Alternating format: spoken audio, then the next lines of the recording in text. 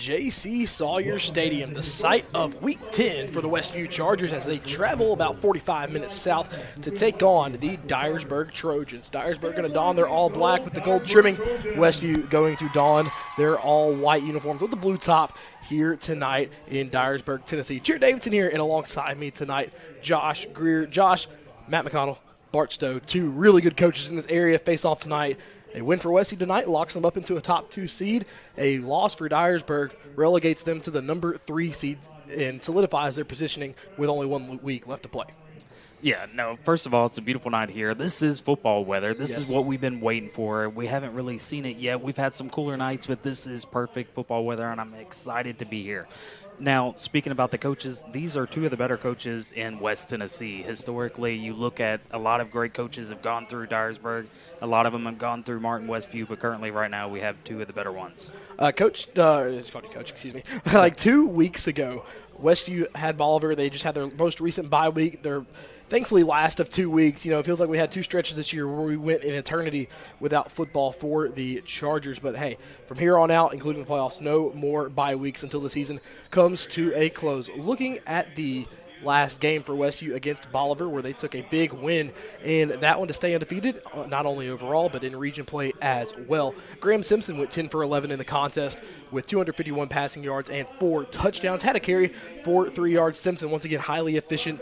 Didn't have to play in the at the end of the first half, but had to come back in and basically just take over handoff duties in the second half due to an injury to Colin Haskins. Got to talk to Colin. It's a foot injury. He's in a cast right now. He's on crutches, so he'll be out for a little bit. But Graham came in, only threw 1 pass in the second half, and it was on a 3rd and long, and ended up scoring a touchdown to, I believe, if I can find it back on here, it was Tayshawn Walker, I believe, who caught that touchdown pass late in the ball game. But yeah, Graham only 1 incompletion against Bolivar Central and just looked sharp, and it got to see him in warm-ups looking sharp again, throwing the ball. But it's got a tight spiral. It's got that whistle back to it. Yeah, you know, this is the time of year where you want to be firing on all cylinders, and he definitely is. He did look great. I don't care who you're playing against. It could be a 7-on-7. If you only have 1 incompletion, you are having a great night.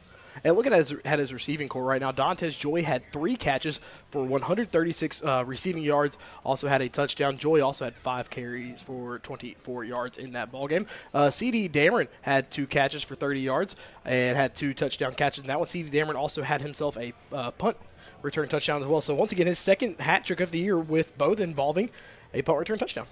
Yeah, no, I don't know if you can get any better punt returning action than what we're seeing here with this Westview team this season. So, no, they're doing a great job on all 3 phases. The special team phase is one of the more impressive because that's where you want those quote-unquote bonus points is what we called them whenever I was coaching. So they're able to maximize on those points and able to, like, quickly turn the game around if they need to future. Tayshawn Walker had 2 catches on the night for 30 yards. Colin Haskins had a catch as well for 19 yards. That's actually the play where he hurt his foot. He caught it and then turned upfield, and his left foot kind of rolled a little bit, and just the way it landed messed with a metatarsal on the outside of his left foot. So for all you non-medical people, that's the pinky toe. Pinky toe that he got on when he rolled over his foot. Miles Brown had a catch in the ball game along with Alex Evans. Asa Barnes had a catch in the rushing department. Asa Barnes had 7 carries for 57 yards and 2 touchdowns. Once again, not needed the entire night was Asa, but averaging just a touch over 8 yards a carry. Yeah, no, he's impressive. Every time he gets the ball, you know that he can go yard. So it's impressive to see him run. We didn't get to see him that often, but as you were saying off air, we get to see some people come back tonight. Yep. Yeah, we do. We get to see Frinsley on the offensive line get to come back. He'll be starting back at center. Drake Hickman will stay at left tackle. I've heard Tisdale is available tonight, but Hickman will stay at left tackle. And the linebacking core, we didn't see Keyshawn Frame against Bolivar. Yep. He was dressed out, but when you don't need him, when you have an elbow injury like Keyshawn Frame does, like I said, he was not active against Bolivar tonight. Is active here at J.C. Sawyer's Field against Dyresburg. I want to welcome you all into the Winstead Real Estate Land Company broadcast booth. It's the Week 10 game day as Westview takes on Dyresburg, as it's brought to you by First Citizens National Bank of Dyresburg and All-Star Real Estate. No live stream here tonight due to the restrictions set by the hosting school of Dyresburg, but you get to listen to a lot more of us here tonight than see the game, so our apologies on that end. We'll be back streaming next week for a big one. We'll get to that when the time comes here tonight. For Dyresburg, they lost last week to Covington. Their first region loss of the year, their third loss overall. They dropped to 5-3, and they dropped to 3-1 in the region. But it was a close game. It was a lot closer than that final score says. The final score said it was 31-14. Covington did kick 2 field goals and had a late fumble return or interception for a touchdown. So if you take those out, that's 13 points. That goes down to, 18-14? So it's a real, that game was really a lot closer than what that final score had to say. Yeah, and that's, you'll see that a lot of times in games. A handful of plays, and I hate to bring up the Tennessee game, but the same thing happens. It wasn't as far as the score maybe indicated. Great job by Ty Simpson, former QB for Westview Chargers, but yeah, the score hurt my soul. To go back to the Dyresburg thing, yeah, they dropped the first game of the year by 1 point, and then you go on, you win a couple, and then now, you only have 3 losses. This is a good Dyresburg team. It's a good Dyresburg team. Like we just said, 2 of those losses not even in region play. The overall record of your team would not come into play unless you get into a fact where head-to-head is rendered useless. So basically, if Dyresburg were to win tonight, they already have the loss to Covington, and if Westview were to beat Covington, that's where you move into a 3-way tie scenario, and where the head-to-head doesn't work because you're in a never-ending circle of teams beating teams. So that's when the overall record comes in. We'll touch more on that next week when we know more about scenarios. This region, which we'll touch on here in our next segment, is pretty well cut and dry. One of the more tame regions here in Northwest Tennessee, Josh. But right now, before we get into all those, Westview undefeated, Dyresburg 5-3. We got about 23 minutes till kickoff here, so we're going to go ahead and take our first break from the Winstead Real Estate and Land Company broadcast booth. We'll catch you on the other side of this 3-minute break on the Sports 731 Network. Got a leaky roof? Missing shingles? Or maybe it's time for a total roof replacement. No matter what your roofing needs, KB with ARS Roofing has you covered. From repairs and cleaning to full roof replacements and preservation, ARS Roofing is your trusted local expert, serving all of West Tennessee and Western Kentucky. Protect your biggest investment, your home, with the quality and care you deserve. Call ARS Roofing today at 731-636-9700 and schedule a free quote. ARS Roofing, making roofs look great again. Crave Restaurant in Martin is a unique eatery that specializes in nutrient-dense foods, high in protein, low in calories. Try our protein bowls, cauliflower barbecue chicken pizza, pepperoni pizza, and much more. Meals are prepared with fresh ingredients Monday through Friday from 10:30 a.m. to 2 p.m. and 4 p.m. to 7:30 p.m. Order online through the Toast app for easy pickup or have it delivered through DoorDash. Call it in at 731-281-4865 or dine in at 129 Neal Street. Crave. Taste the difference. Your business is unique, so protecting it should be tailor-made. Unlike those one-size-fits-all nationwide security companies, First Response Security Services offers custom solutions tailored to your organization's needs. We even work around any stipulation you have. First Response actually sends real people to support you. You're not just a number in a database. You get the personal touch and real local support whenever you need it. Serving Northwest Tennessee for 15 years. Call us today. Hey ladies, are you ready to shine? Discover a new look at R&R on Lindell Boutique. From trendy outfits to must-have accessories like our custom hat design station, we got everything you need to complement your style. Come shop with us at 228 South Lindell Street, right next to Woodfire Pizza Kitchen in Martin. We're open Monday through Thursday, 10 a.m. to 5 p.m., Friday, 10 to 6, and Saturday, 10 a.m. to 3 p.m. R&R on Lindell Boutique, where style meets fun. Come see Premier Furniture with 2 great locations in downtown McKenzie and in Union City. They've got everything to make your house feel like home. From cozy bedding to stylish dinette sets, recliners, sectionals, sofas, love seats, and more. Add the perfect touch with entertainment consoles, accent chairs, bedroom suites, and accessories to match your style. Whether you're furnishing a new space or updating your favorite room, it's well worth the drive to Premier Furniture in McKenzie and Union City. Skyhawk Rentals offers a versatile management style covering both residential and commercial properties, as well as offering combined sales and property management services. If you're an owner looking to address your real estate and property management needs, we're it. If you're a tenant in need of an affordable space to live and work, we'll help you find your nest. As the largest property management company in the area, we'll work hard to meet your needs and provide superior customer service. To find out more, call Skyhawk Rentals at 731-587-2937 or stop by 224 South Lindell Street today.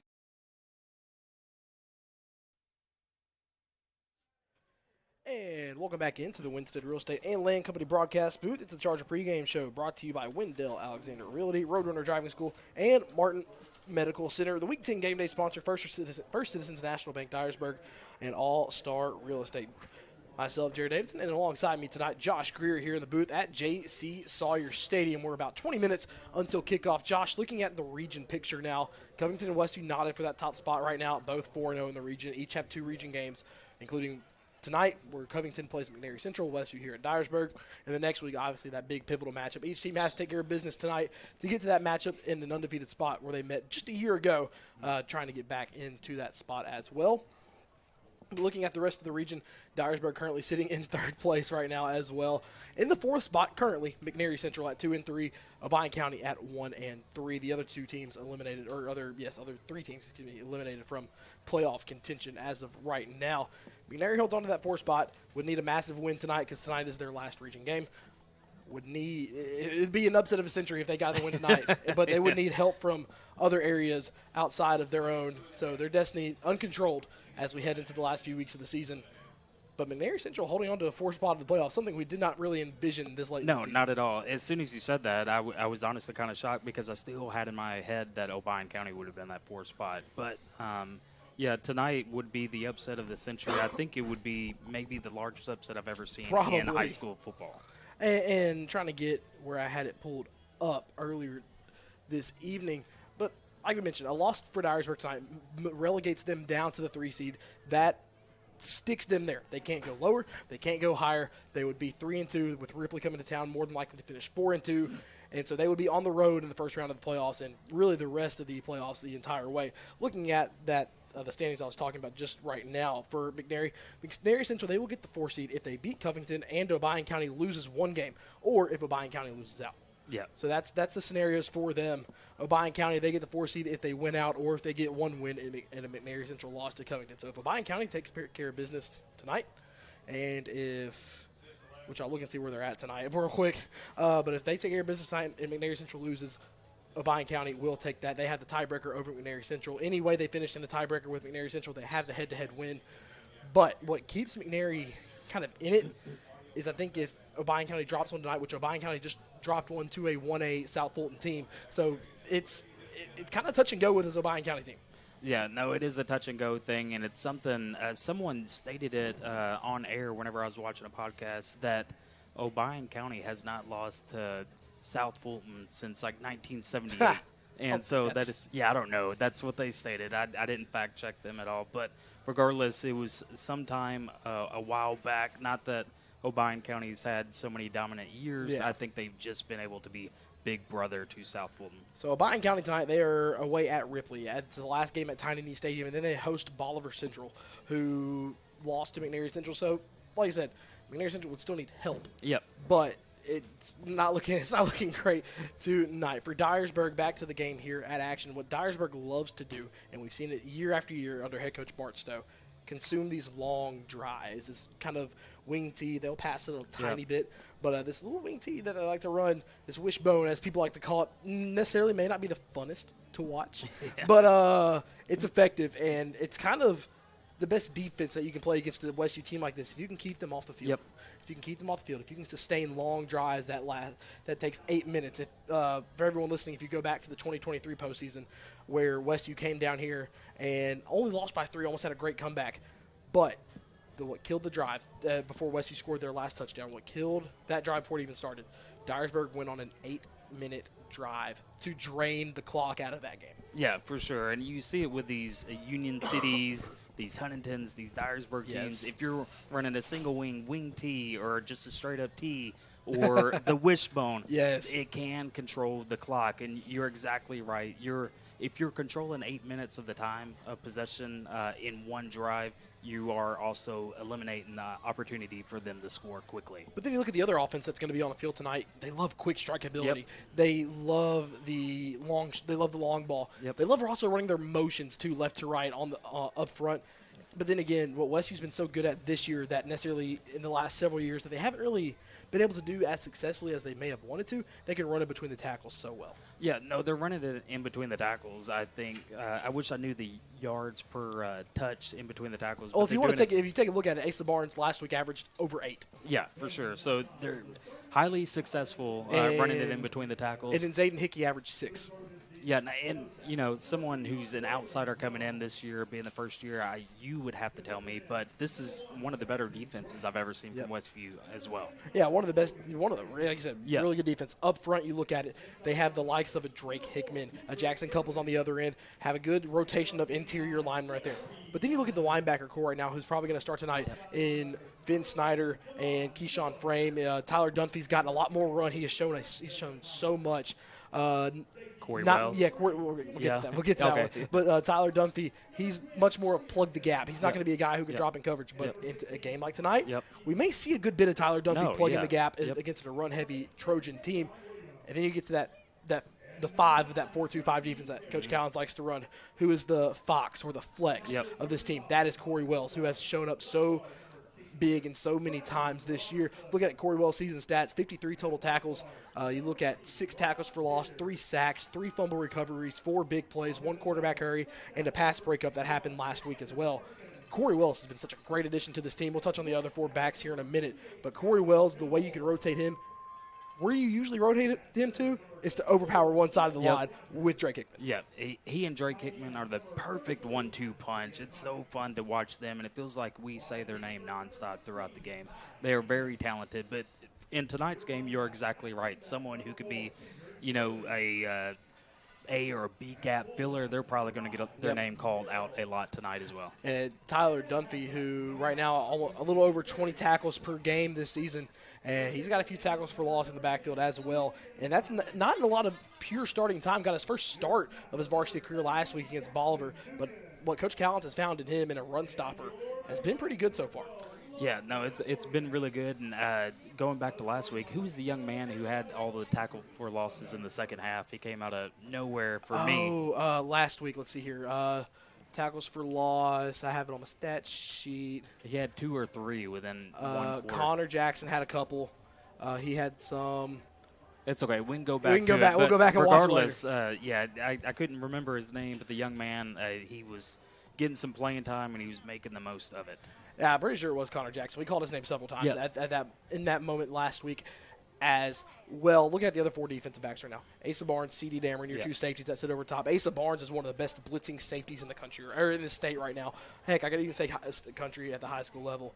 The way he can fire off one edge as a safety, because, you don't see a lot of safeties at the high school level that come up on these safety blitz. Either it's a corner sneaking in or you bring in an extra linebacker at that point. But Asa Barnes, such a utility knife back there at that safety spot. No, yeah, he's definitely a utility knife, and he can come and hit you in the mouth as well. It's really fun. And then I'm sure you're going to say something about C.D. Dameron, but good gosh, he reminds me of a center fielder in baseball. Yep, a team-leading 7 pass breakups this year for Christopher Dameron at the other safety spot. But then you look at the corners right now. Miles Brown locked down, and then the sophomore below him, Messiah Ward on the other side of the ball. Teams like to pick on Ward sometimes. It doesn't go well. And we saw the one time where they targeted Miles Brown and he got an interception a few weeks ago. Yeah, no, there's not a weakness on this defense, to be honest. Every single unit in the starting unit, they're all playing lights out, and anytime their name is called, if they get quote-unquote picked on, they're saying, hey, you don't want to pick with me. No, not at all. We're going to take another 3-minute break from the Winston Real Estate and Land Company broadcast booth. When we come back on the other side, we'll have the Smith & Nanny Design Center and Lumber Company keys to the game here from J.C. Sawyer Stadium on the Sports 731 Network. Celebrating 45 years in business, E&H Refrigeration is your trained comfort specialist. We are Northwest Tennessee's heating and cooling experts with locations in Martin and Paris. If you're in need of a new Trane HVAC system, we have you covered. Give E&H Refrigeration a call today in Martin it's 731-587-9675. Or in Paris, it's 731-407-9121. Let us bring you comfort you deserve with the quality you count on. E&H Refrigeration, your Train dealer. C.R. Wilson Lumber and Supply has just what you need for your next home upgrade or big project. From durable Trex composite decking to sleek Marvin windows to semi-custom cabinets that fit your style and budget. C.R. Wilson Lumber and Supply has Traeger grills for your weekend barbecues, Milwaukee tools for the job site, Valspar paint to refresh any space, plus culverts, lumber, hardware, and so much more. C.R. Wilson Lumber and Supply. Call 731-341-4408 or stop by 8487 Highway 22 in Dresden. Come visit Tux in Martin, Tennessee. Check out our showroom filled with different flooring options, cabinets, vanities, lighting fixtures, doors, and more. We'll save you money with prices up to 30% less than what you'd find at the big box stores. Plus, our expert design team is always available to assist with a free design consultation. That's only at Tux in Martin, Tennessee. Quality products at discount prices. Come see us today. Weekly Ford Nissan has been in business for over 60 years, showcasing the complete line of Ford vehicles like Ford Mustang, Bronco, Explorer, Escape, Expedition, and Ranger, and F-150 trucks. Plus, you'll find a full line of Nissan vehicles, such as the Nissan Versa, Sentra, and Altima sedans, plus Rogue, Pathfinder, Murano, Kicks, and Frontier trucks, and a great selection of pre-owned cars, trucks, and SUVs. Weekly Ford Nissan offers their warranty forever on all new and select pre-owned vehicles. And, of course, their complete parts and service department. Shop online at weeklyauto.com or visit 841 North Lindell Street in Martin. Hey folks, if you're considering buying or selling your home, listen up. Winstead Real Estate and Land Company is West Tennessee's #1 choice for buying and selling real estate. From spacious family homes to large land tracts, they have the expertise to skillfully help you maneuver the market. Winstead Real Estate and Land Company is your full-service home solution, every step, every detail, all in-house. So why wait? Visit Winstead Real Estate and Land Company in Martin, Tennessee, or at winsteadrealestateandland.com, where you can always expect the very best.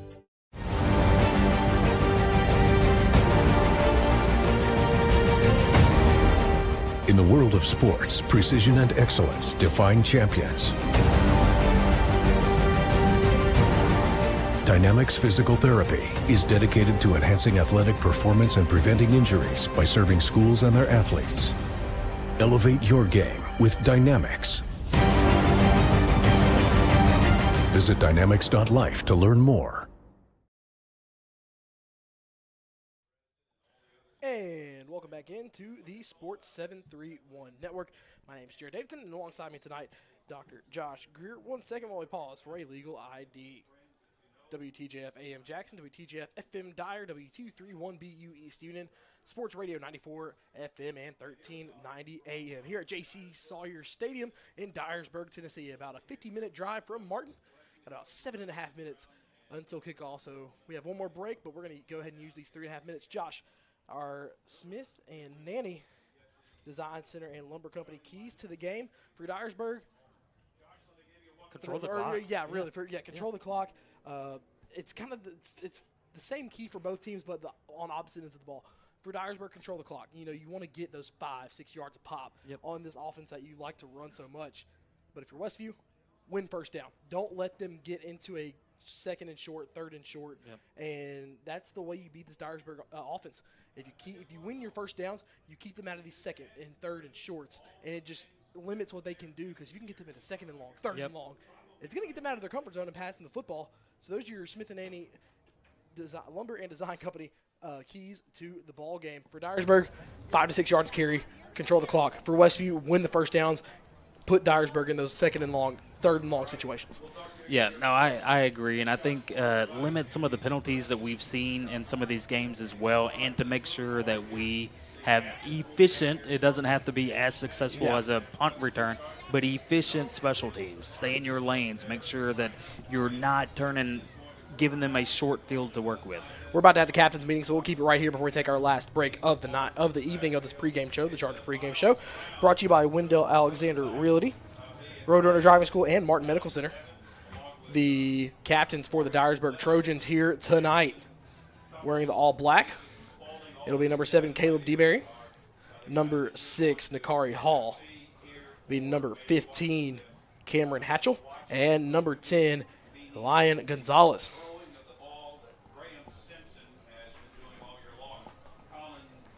Westview wearing the all-white here tonight.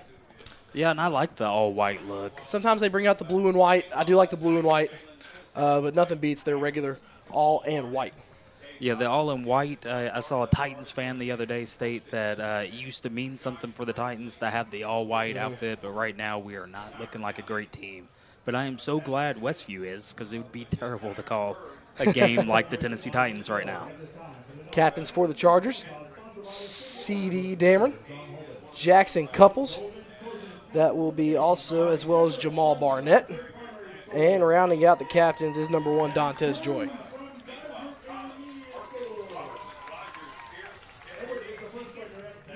So once again, Drake Hickman staying in at left tackle tonight over Jalen Tisdale, who is available. As Josh Frinsley is also now back in tonight as at the starting center spot. You know, and that's impressive for Hickman to play both sides, especially in a game like this. You know, it's going to be physical. These offensive and defensive lines are going to be taking on a lot. You do know you're talking about a grown man as a sophomore, He is right? a grown man, yeah. He is a grown man. I definitely agree with that statement. But, it's still, nonetheless, he's taking on a lot and shows great leadership. So handshakes being exchanged at the center field D.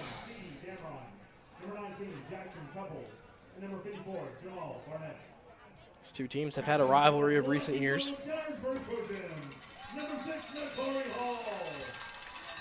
As we await the coin toss. You can hear some of the cowbells here on the Dyresburg home side. Another good crowd for Westview once again, not able to stream tonight due to restrictions placed by the Trojans. And Dyresburg, they will receive the opening half kickoff. They will go left to right. Westview will go right to left. And with that being said, thank you all for tuning in to the Charger pregame show brought to you by Wendell Alexander Realty, Road Runner Driving School, and Martin Medical Center. And we'll be right back after this last 3-minute break of the pregame show in the Winstead Real Estate and Land Company broadcast booth. Kickoff on the other side.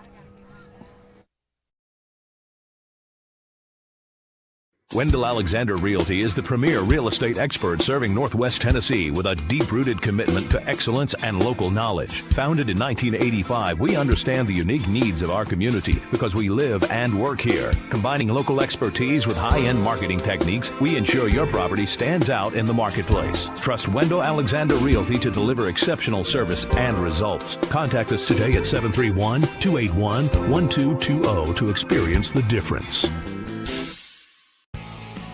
The Hawks Nest Sports Venue in Martin is a proud supporter of the Westview Chargers. The Hawks Nest is the place to be to catch all your favorite games and sporting events. From Wing Wednesday to weekend karaoke and live entertainment, the Hawks Nest Sports Venue is the best hangout in Martin. For a weekly lineup of events and specials, check them out on Facebook at The Hawks Nest or stop by 105 Church Street in Martin. The Hawks Nest Sports Venue, proud supporter of Charger Athletics. Go Chargers! Cold mornings, hot showers. Wet jeans, warm dryers. West Tennessee Public Utility District has you covered with natural gas water heaters and dryers for sale. No big box chaos, just local, reliable, energy-saving comfort. Call 731-986-8289 to find your perfect match. WTPUD, where comfort meets community.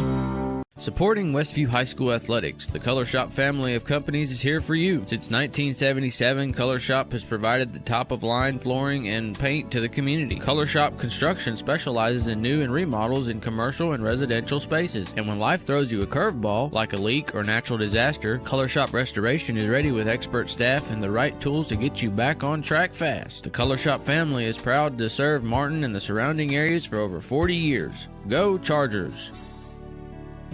Skyhawk Rentals offers a versatile management style covering both residential and commercial properties, as well as offering combined sales and property management services. If you're an owner looking to address your real estate and property management needs, we're it. If you're a tenant in need of an affordable space to live and work, we'll help you find your nest. As the largest property management company in the area, we'll work hard to meet your needs and provide superior customer service. To find out more, call Skyhawk Rentals at 731-587-2937 or stop by 224 South Lindell Street today. Extreme Customs Midtown Motors, located at 903 South 1st Street in Union City, Tennessee, offers a wide range of tires, wheels, leveling kits, lift kits, and accessories. Call 731-885-7373 or visit their website at midtownmotors-tn.com for new inventory. Dustin or Brian can help you find your next ride. Financing is available with approved credit. Extreme Customs Midtown Motors, the best prices around.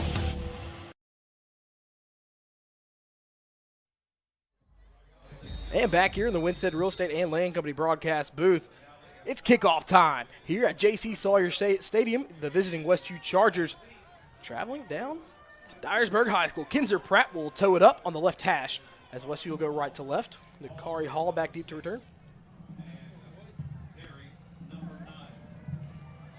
Quincy Terry back deep to receive. And a false start on a kickoff by Westview. On the opening kickoff. Looked like Ja'Shawn Ward, who got a little bit too much of an early go. So back it up 5 yards on the opening kickoff, and we'll do it again. Hey, you know what? He can still get it down there, so hopefully he'll get a good strike on the ball and get it within the 20-yard line like he's been doing all year. So still back deep to receive will be Nakari Hall and Quincy Terry Jr.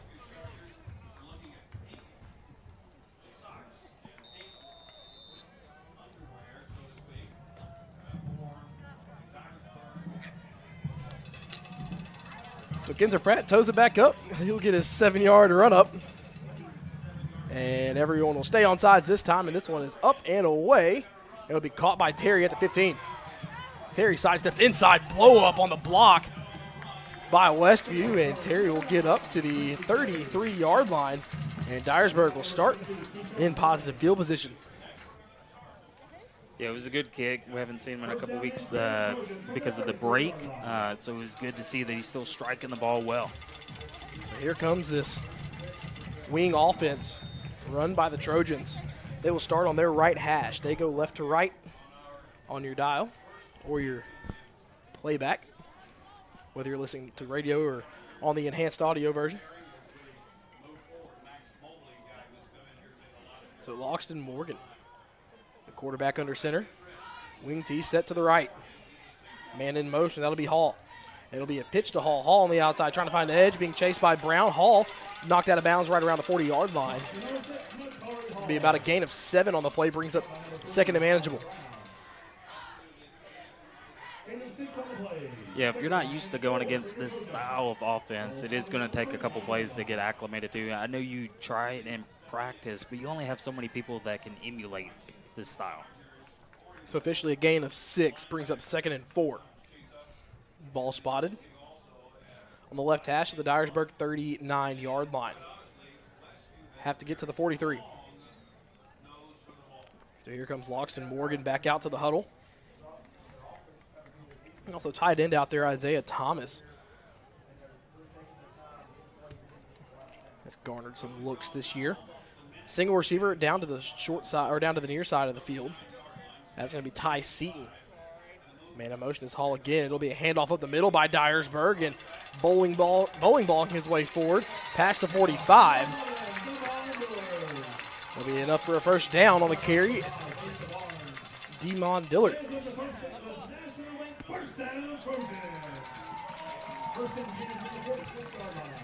So first down for the Trojans. They get the ball up to their own 46-yard line.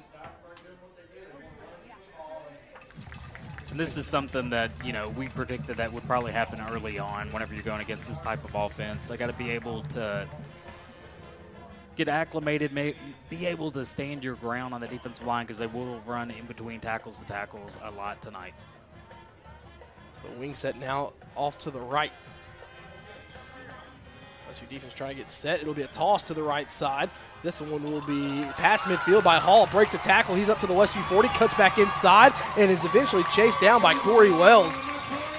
But all the way down to the Westview 21 is Nakari Hall with 10:09 left to go here in the first quarter. And it's going to be first and 10 just outside the red zone for the Trojans.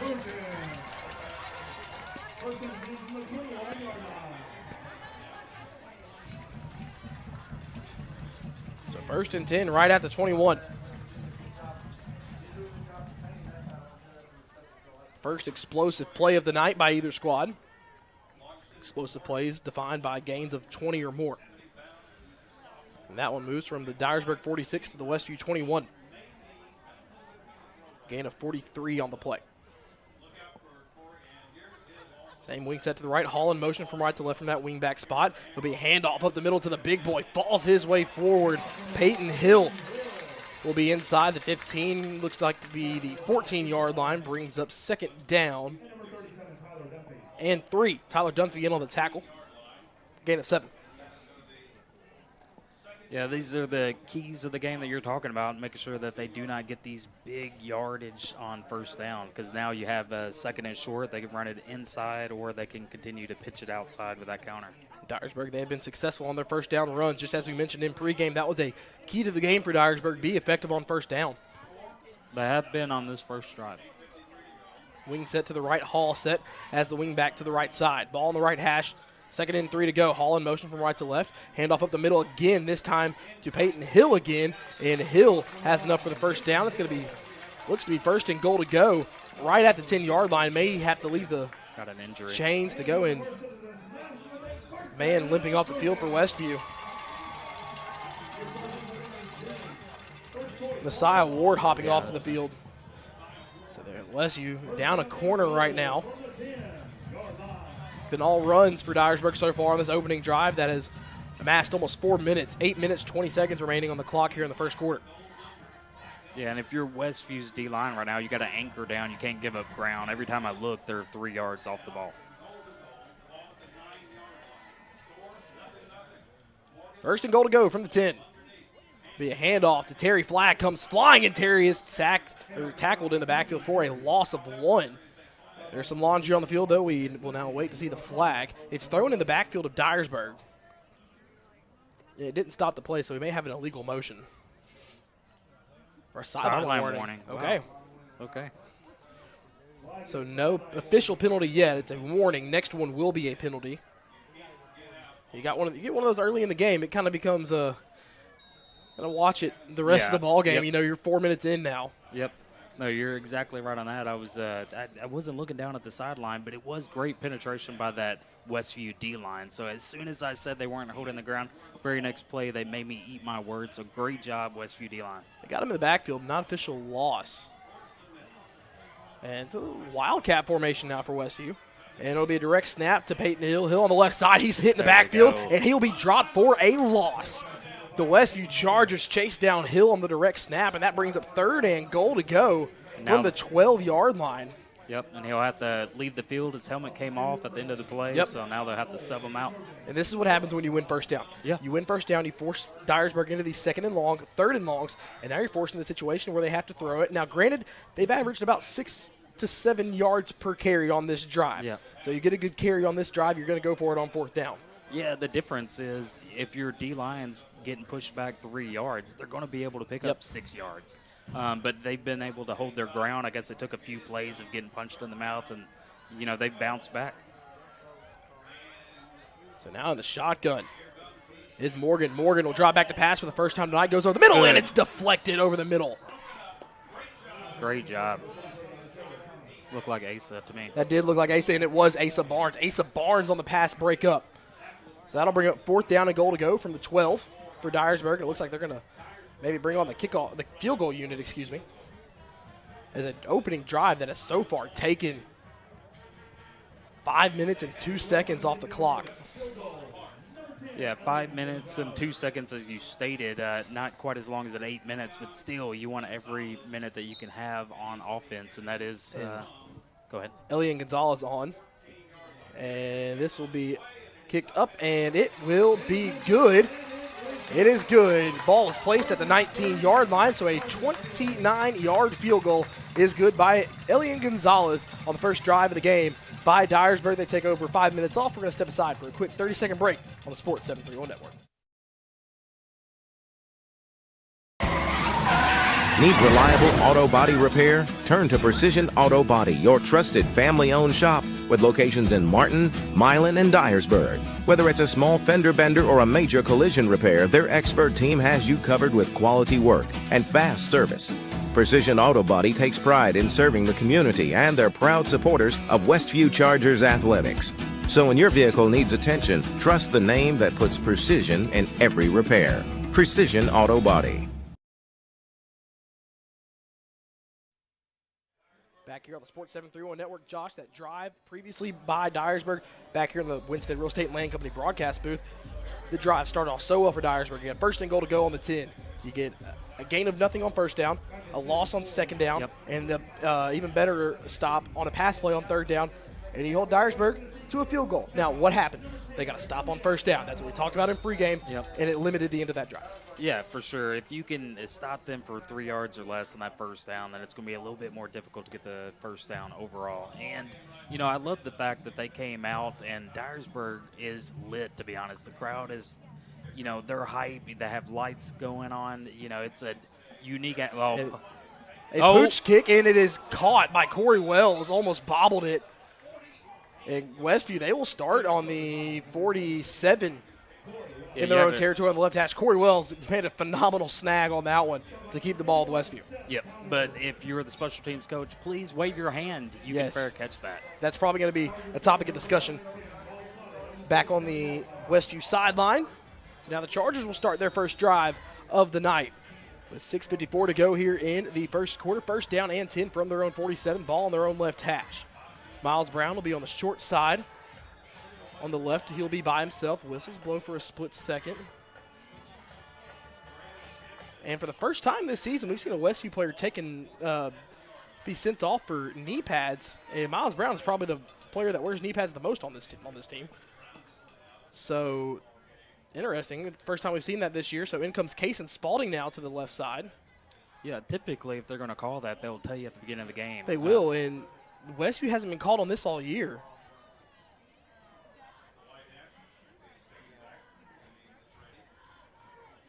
Two receivers to the right side. Joy on the far with C.D. Dameron in the slot to the right. Simpson pump fakes on the hands. Linebacker steps up. Simpson spots out a blitz. It's a 3-down front, a 3-3 look on this defense for Dyresburg. Simpson takes a snap. What is going and it'll be a false start by Westview. All right, you start off with opening kickoff, false start. And then first play of offense, false start. 2 penalties by Westview. Yeah, we got to limit the penalties. So that allows Miles Brown to come back in. Yep, it does. So first down and 15. It'll be the same play call for Westview. Or no, they're going to flip it just a tad. They go bunch trips to the left side of the line. Dantes Joy alone to the right. Now they motion into their original set. It's going to be bunched to the far side now on the right side. Simpson takes a snap, hands off to Barnes. Barnes on the right side trying to find a gap, cuts it back upfield, and does find a gap. Asa Barnes past midfield before being dropped at the 47-yard line. Asa Barnes quickly squirted through the hole, and it makes it second immediate. Yeah, they were mirroring him down the line, and you thought it was going to be a loss maybe, or a 1 or 2 yards, and he was able to squeeze out about 6. So 2nd and 4 coming up. Simpson will pass for the first time tonight. Flag comes flying. It's a complete on the slant route to to Miles Brown. It was good enough for a first down, but they're going to bring this one back. And I would assume not having 7 guys in line of scrimmage. Yeah, that's going to be an illegal formation. Simpson wanted an explanation, didn't get one that he liked. So negate the first down, and a 2nd down and 4 becomes a 2nd down and 9.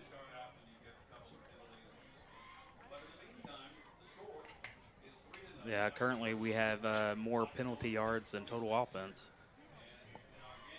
2nd down and 9, 6:26 to go here in the first quarter.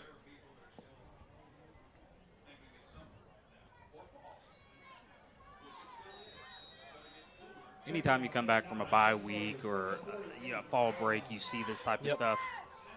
2 receivers to the left for Westview. Barnes to the left to Simpson in the backfield. Joy in motion from right to left. It'll be a handoff to Barnes at the middle, and Barnes is going to be dropped at the line of scrimmage. On the tackle, Isaiah Thomas for the Trojans. 3rd down and 9 on a drive that has been inflicted by penalties.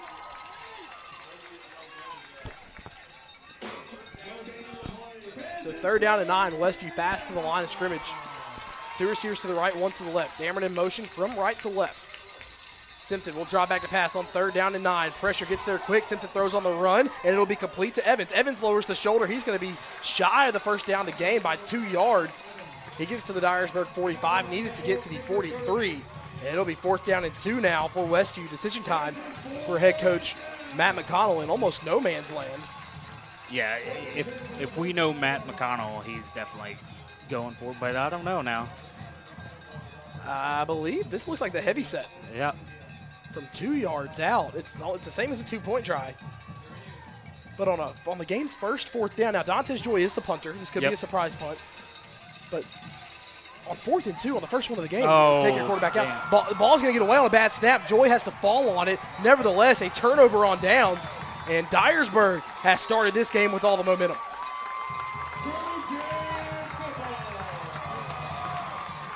First game out of the bye week, and all the momentum through the first 7 minutes of game action on the Dyresburg sideline. Get a field goal on the opening drive and a turnover on downs after a bad snap and 2 penalties. And so Dyresburg will start this drive on the Westview 43-yard line. You know, the way that Joy reacted, I typically will have my eye on the play clock. I wonder if he saw 0, and that's why he threw his hand up, and then the ball was snapped. It's a lot of hanging heads already early for Westview. Morale so far not good for the Chargers.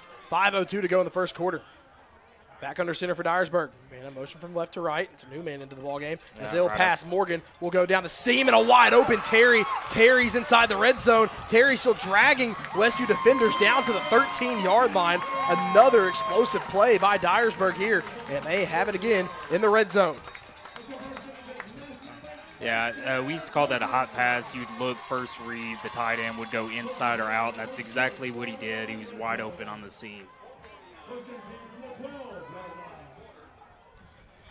4:45 to go here in the first quarter, and Dyresburg has it first and 10 on the 12 in the red zone. Going left to right has not been a good start for the Chargers. Reminiscent of the East Nashville start in the semifinals almost. Same circumstances, but if you want a shot at the 1 seed, got to win this ballgame. Under center is Morgan. And it's going to be tossed to Terry to the left side, to the short side of the field. Terry scampers down the sideline, steps out of bounds at the 8-yard line. It'll be a gain of 5. And makes it 2nd down and 5. Yeah, if you're the Westview defense right now, you got to kind of wake up. I know you've been given an unfair short field, but you got to make sure that you bend and do not break and give up a touchdown here. 2nd down and 5. Or 2nd down and 6. They officially called a gain of 4.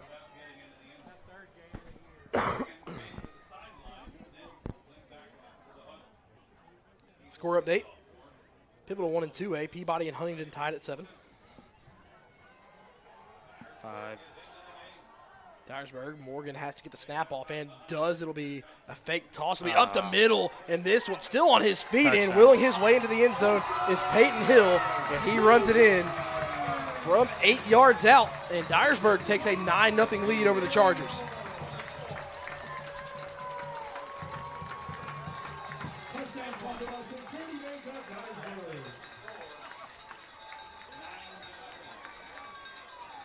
Got to limit the penalties. It puts you in a bad position where they have 4 offensive penalties and a special teams penalty. We saw adversity earlier this year against Lausanne. Westview, this time for the first time all year, has now trailed by 2 scores. Yep. Gonzalez, the snap, the hold, the kick is up, and extra point is no good. Missed it wide right. 9-0 will remain your score. Dyresburg in front with 4:04 to go here in the first quarter.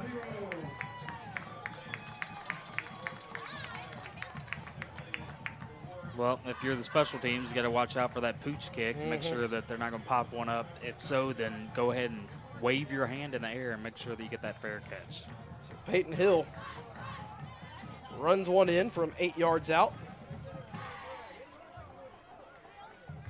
Extra point, no good. Westview trails here at J.C. Sawyer Stadium, 9-0.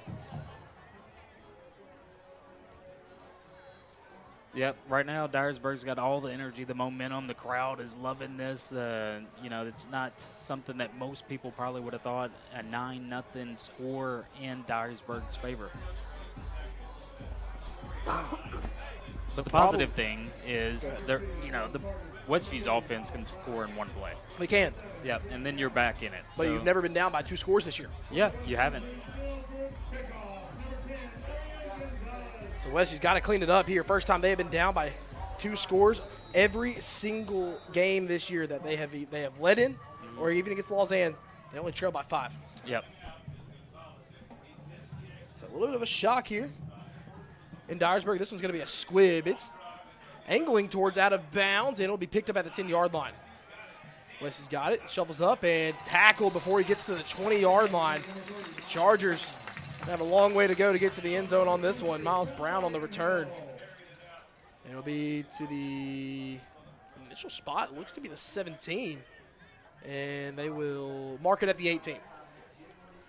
If this is going to happen, you want it to happen in the regular season. You want to make sure that you're battle tested for whenever you go into the playoffs and come back from this deficit. Right now you have to wonder if a certain October 30th Thursday night matchup is in the maybe back of their brain. Is in the back of the boys in white's brain right now. Yeah, for sure. Trips to the left. Simpson takes a snap, or he will pump fake. Dyresburg showing blitz. They will blitz. They're going to go to Joy in the flat. Has a block by Dameron. Has a block outside by Brown. Cuts it back up to the 30. Joy is then tornadoed down at the 31-yard line. And Winstead Real Estate and Land Company first down and 10 upcoming for the Chargers at their own 31. 3:49 to go here in the first quarter. Westview's first down gained. It'll be quick. It'll be a handoff to Barnes. Barnes cuts one up the middle and was willed down by the Trojans' John Parker Noblin. It'll be a gain of maybe 1 on the play up to the 32. Makes it 2nd down and 9. This Dyresburg defensive front, Josh, has a history of being one of the best units in the state. Dyresburg's always had a great front seven. Every single year, I feel like there's a young man that's going to play college football off that front seven. Trojans bring 4. Simpson's going to go deep. Brown into triple coverage and missed him. And a flag comes flying late. This may be a holding call on Westview. Yep. So it could make 2nd and 19 2nd and 9 a 2nd and 19 if Dyresburg chooses to accept. But you see what Dyresburg did on defense there, Josh, and the penalty is holding and accepted. They're running their 3-3, but they're leaving their guy in the middle, and they're fanning out the other 2. Yep. They're trying to bottleneck everything Westview's doing right now. Yeah, for sure. No, they declined the penalty. Yeah, I guess they want it to be 3rd and long again because they don't think they're going to go for it on 4th down. Yeah, their defense coordinator, Bobby Ellis, spent several years in Henry County as well. He knows ball. He played for UTM. And I think he's watched enough film to understand what he wants to do against his team.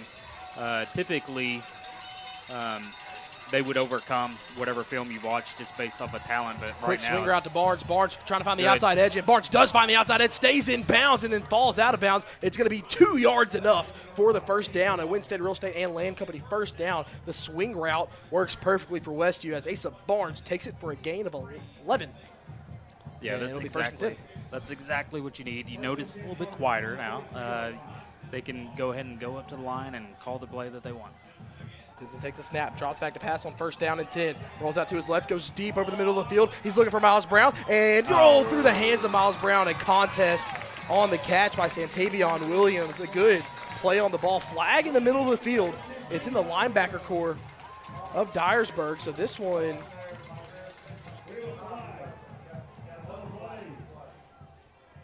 Westview's staying put right now. I wonder if they had a legal man downfield. That's exactly where it is. So Westview, 5 penalties in this first quarter.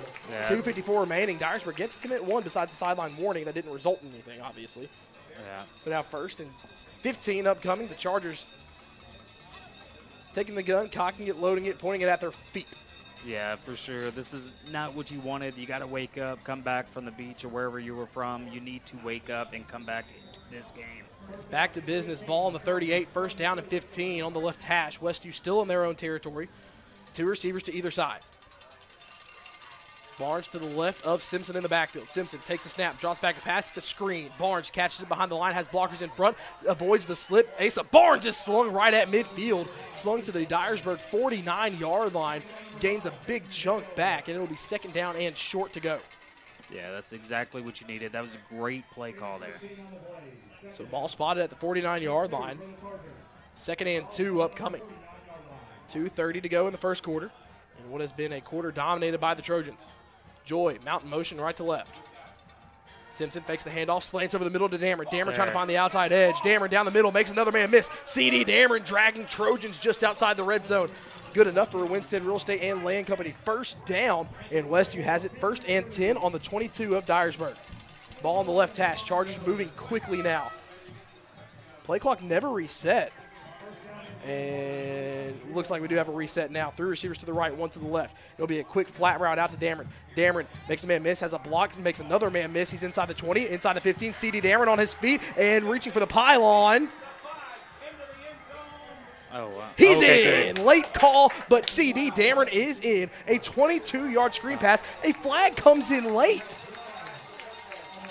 It has to be after the touchdown, but come on. What is going on? Too much yellow laundry on the field. So right now, this touchdown should stand. What is the... They called it a touchdown, then the flag came out.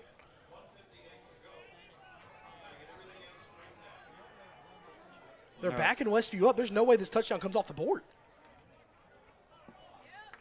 And a block in the back called after he scored. No way. That... What? No way. A block in the back called after the touchdown was scored. The flag was thrown 5 seconds after the touchdown signal. I thought someone ran their mouth. I thought someone did something they shouldn't have after the touchdown. You cannot throw a flag that late.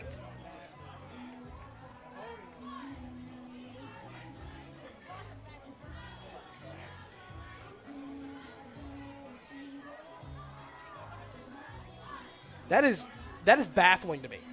Yeah, I'm trying not to bash the officials, but I've never seen a flag come out that late. You have to throw. If you saw it, that's fine. Throw it then. So White the touchdown off the board.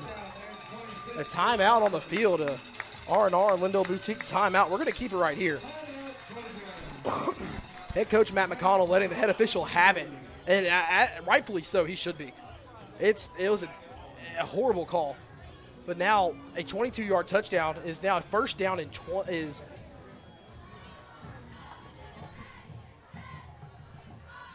back to the 38-yard line.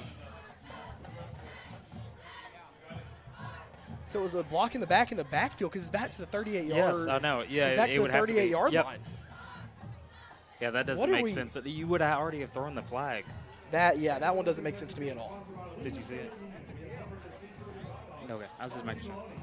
That's just one of those that, Josh, it's just 10 seconds, or like 5 to 10 seconds after the touchdown was scored, and you throw a flag.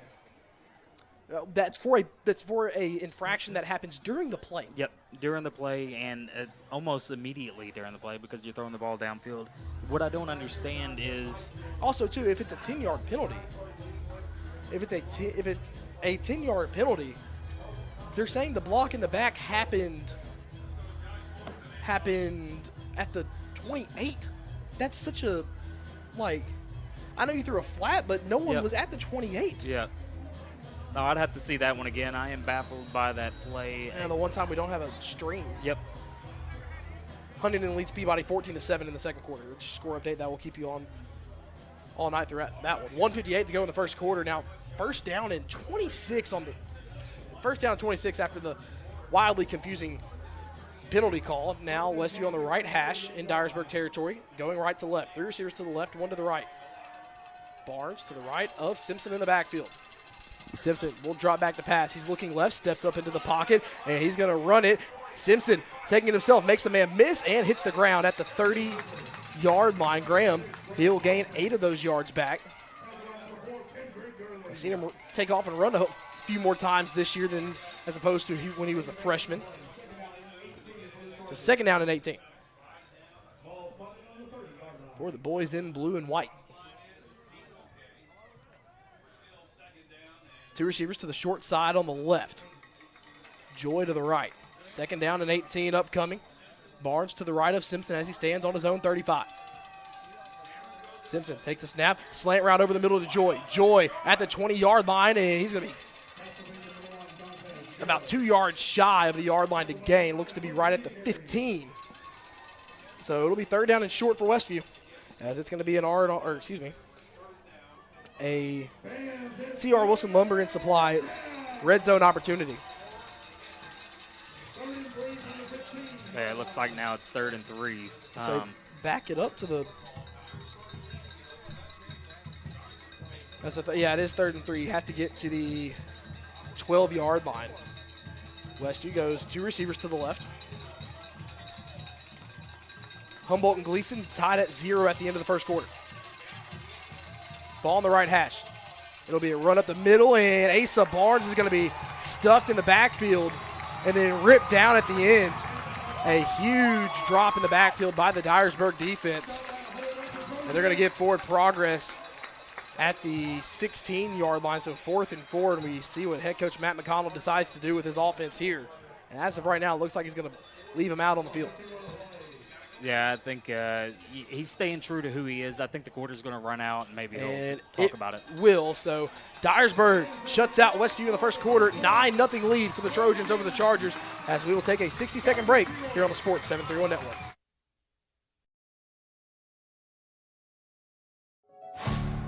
The best teams aren't born.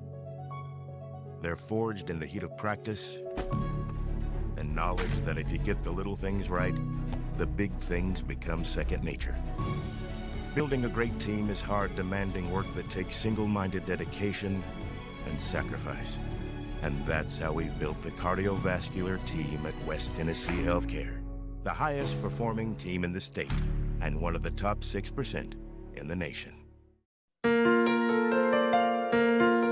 As a small local company, L.I. Smith & Associates is proud to support this community. Our team is composed of nearly 50 staff members, including a team of professional engineers, professional land surveyors, and office support staff, all of whom work together to provide multi-state coverage for projects of all sizes. With nearly 50 years of industry experience, you can trust L.I. Smith with your next project.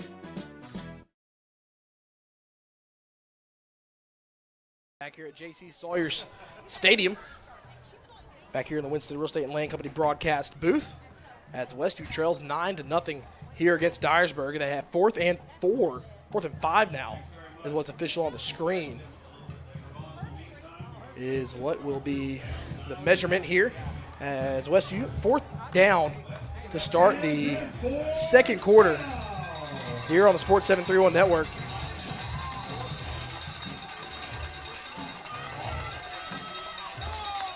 Two receivers to the left. The Chargers will leave the offense out into the field. Dantes Joy alone to the right.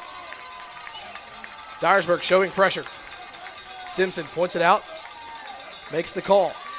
4th and 5. In the red zone. Simpson draws back to pass. Dyresburg brings pressure. Simpson rolls out to his right. Has room to run. He'll take it himself. Graham Simpson to the corner. He'll be knocked out, but has enough for the Winston Real Estate. Come on now. 1st down. Flag. And a flag comes in late again, man.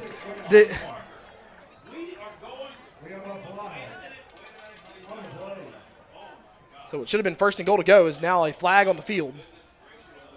Another one. And it has to be on Westview, the way he reacted. The way Simpson just reacted, it's going to be on Westview. We'll get another one if he doesn't watch out. We got to calm down. A blind side block on Westview.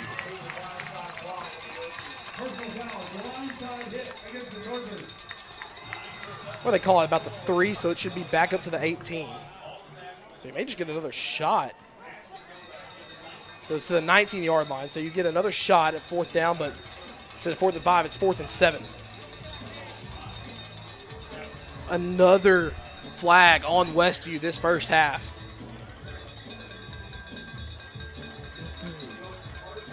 Offense has been on the field for so long for Westview, but barely any time on the clock has come off with so many penalties called. They've already had one touchdown wiped off this drive due to a block in the back penalty that was called at least 5 seconds. At least 5 seconds after the touchdown was scored, after the signal was thrown. You saw the white hat throw the flag. after Dameron had crossed the goal line. 4th and 7, that is in the past. Here we go. Bunch trips to the left side of the line. Simpson drops back to pass. Dyresburg brings pressure. Simpson throws for the fade to the corner into double coverage. And Joy, flags come flying. Yes, that's going to be pass interference on Dyresburg. Joy, his arms were grabbed, could not have an attempt to make a catch. So now with it in the end zone, this should be first and a flag in the backfield too now for Westview. Gosh. They're going to wave them off. One's going to be pass interference. Yeah, 100% now, granted, pass interference. And I've seen some of these not be offset. Not be offsetting. Okay. I've seen some be 15 or then you go 10 the other way or something like that. In high school, it's slightly different. So I don't want to. It's weird. So I'm intrigued to see how they call this.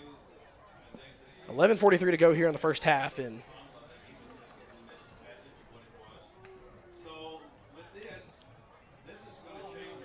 so both on Dyresburg. Good. Roughing the passer on Dyresburg, and then pass interference on Dyresburg. Should have it within the one. I believe they took the personal foul, or I believe they took the unnecessary roughness or quarterback. Late hit on the quarterback. For some reason, the name of the penalty is escaping me. Unnecessary roughness. Late hit to the quarterback is the official penalty. And so Westview now has first down and goal to go from right in between the 9 and 10 yard line. So it's a Winstead Real Estate and Land Company first down. See if Westview can finally cap off this long drive, which they've already done once. Yeah, they've done a great job fighting back. You have 8 penalties against you, I believe, on offense. Yes. And that was their first. They got 2 for 1 penalties. Dameron in motion. It'll be a jet sweep to Dameron. Dameron trying to find the outside edge. Dameron stiff arms a man to the ground and then falls forward near the sideline. Looks to be the official spot as of the moment is at the 6, so it'll be a gain of 4. Second and goal to go from the 6.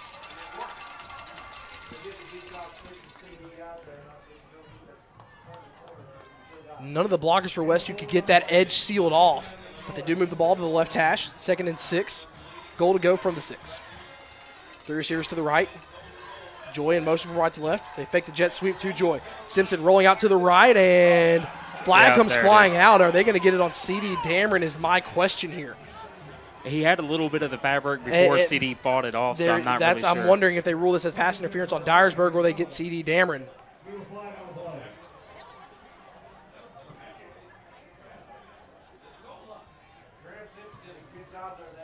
Does a good job rolling out, trying to hit Dameron in stride. And they're going to ask Coach Matt McConnell, I believe. So I believe this is on Dyresburg. Yeah, that was a good point, Pass though. But I did on see. Dyresburg. Yep. That's why we have you as a color commentator, because I'm watching Simpson. Yep. All I saw was Dameron bowl over a guy. Yeah, I saw the separation of the jersey, and I was wondering if they were going to call it, and then he did call it. But it's a good, valid point. You don't know who they're going to call, especially tonight. So exactly. Half the distance to the goal, so second and goal to go from the 3. 2 receivers to the right, 1 to the left. Simpson hands off to Barnes. Barnes trying to find edge. Barnes sneaks in. Asa Barnes from 3 yards out. His first touchdown of the night, and Westview cuts the lead down to 1 score. So it took 2 tries, but Asa Barnes from 3 yards out for the First Response Security Services touchdown. We should be safe. I counted 10 seconds. Yeah. Sorry. Oh, you're not right, my friend. Yeah. Oh, you're not right, my friend. 11:24 to go here in the first half. Westview's going to go swinging gate. And now Westview goes into the extra point formation. Kinzer Pratt, who has been really good this year. I made a joke with him earlier today during warm-ups. I said, how big does the goalpost look to you? Because you're not kicking on collegiate uprights anymore. Yep. Snap the hold, and Dyresburg goes off sides. We may see the heavy set come out.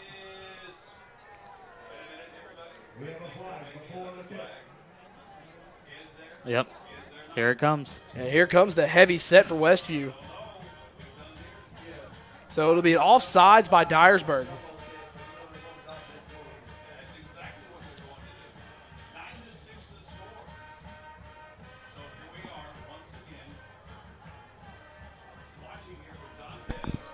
So offsides on Dyresburg. So now we get the real test on the following drive to see if Westview's defense can, start winning those battles on first down more and more. Yeah, if you can win those battles, I think maybe they've come back to life. It takes a little bit of time, but You're going against a tough Dyresburg team in a tough environment. You want to make sure that you don't create any penalties to prolong their drive. So here comes the heavy formation. It's going to Dantes Joy, and with it being on the right side, they're going to run it to the right. They do. Joy trying to find the outside edge, following a wall of blockers, and it's a 2-point conversion is good. Dantes Joy into the end zone, and they cut the lead down to 1. Dyresburg leads Westview 9-8 with 11:24 left to go here in the second quarter. We're going to keep it right here. But Josh, Westview finally overcoming the penalties on that drive. A drive that may have only taken 4 minutes off of game clock, but it took about 20 minutes to complete. Yeah, I don't know how long it took, but it definitely felt like it took an entire half for sure.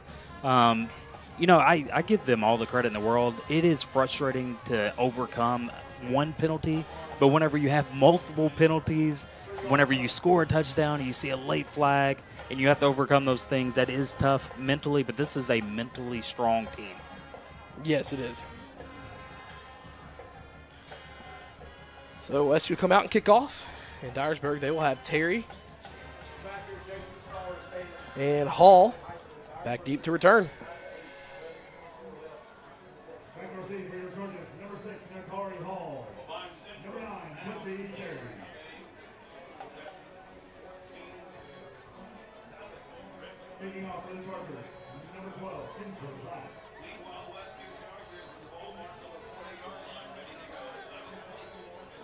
Kenzer Pratt on to kick off for the second time tonight. Westview, they will start the second half of the ball. Just like the first kick, you got to make sure you don't go offside. Do not go offside. Back. That's been one of Westview's 9 penalties tonight. Yeah. It's not an official number. It's just what it feels like. It probably is 9.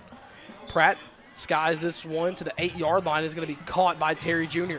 Jr. trying to get to the left side and running vertically at the 25 for a while. Miles Brown just takes him out of bounds. That's not a late hit at all. Brown shoved him about 2 yards in bounds. So the Dyresburg faithful getting riled up for all about nothing. They officially spotted at the 26-yard line, and that's where Dyresburg will set up shop on their left hash as they go right to left. Now, it was a good job by him closing in because he had a lot of daylight, and you thought maybe he would take it up that sideline, but Miles made sure to get in front of him and then push him out. And you're right, he was about 2 or 3 yards outside of the out-of-bounds area whenever he gave him that shove.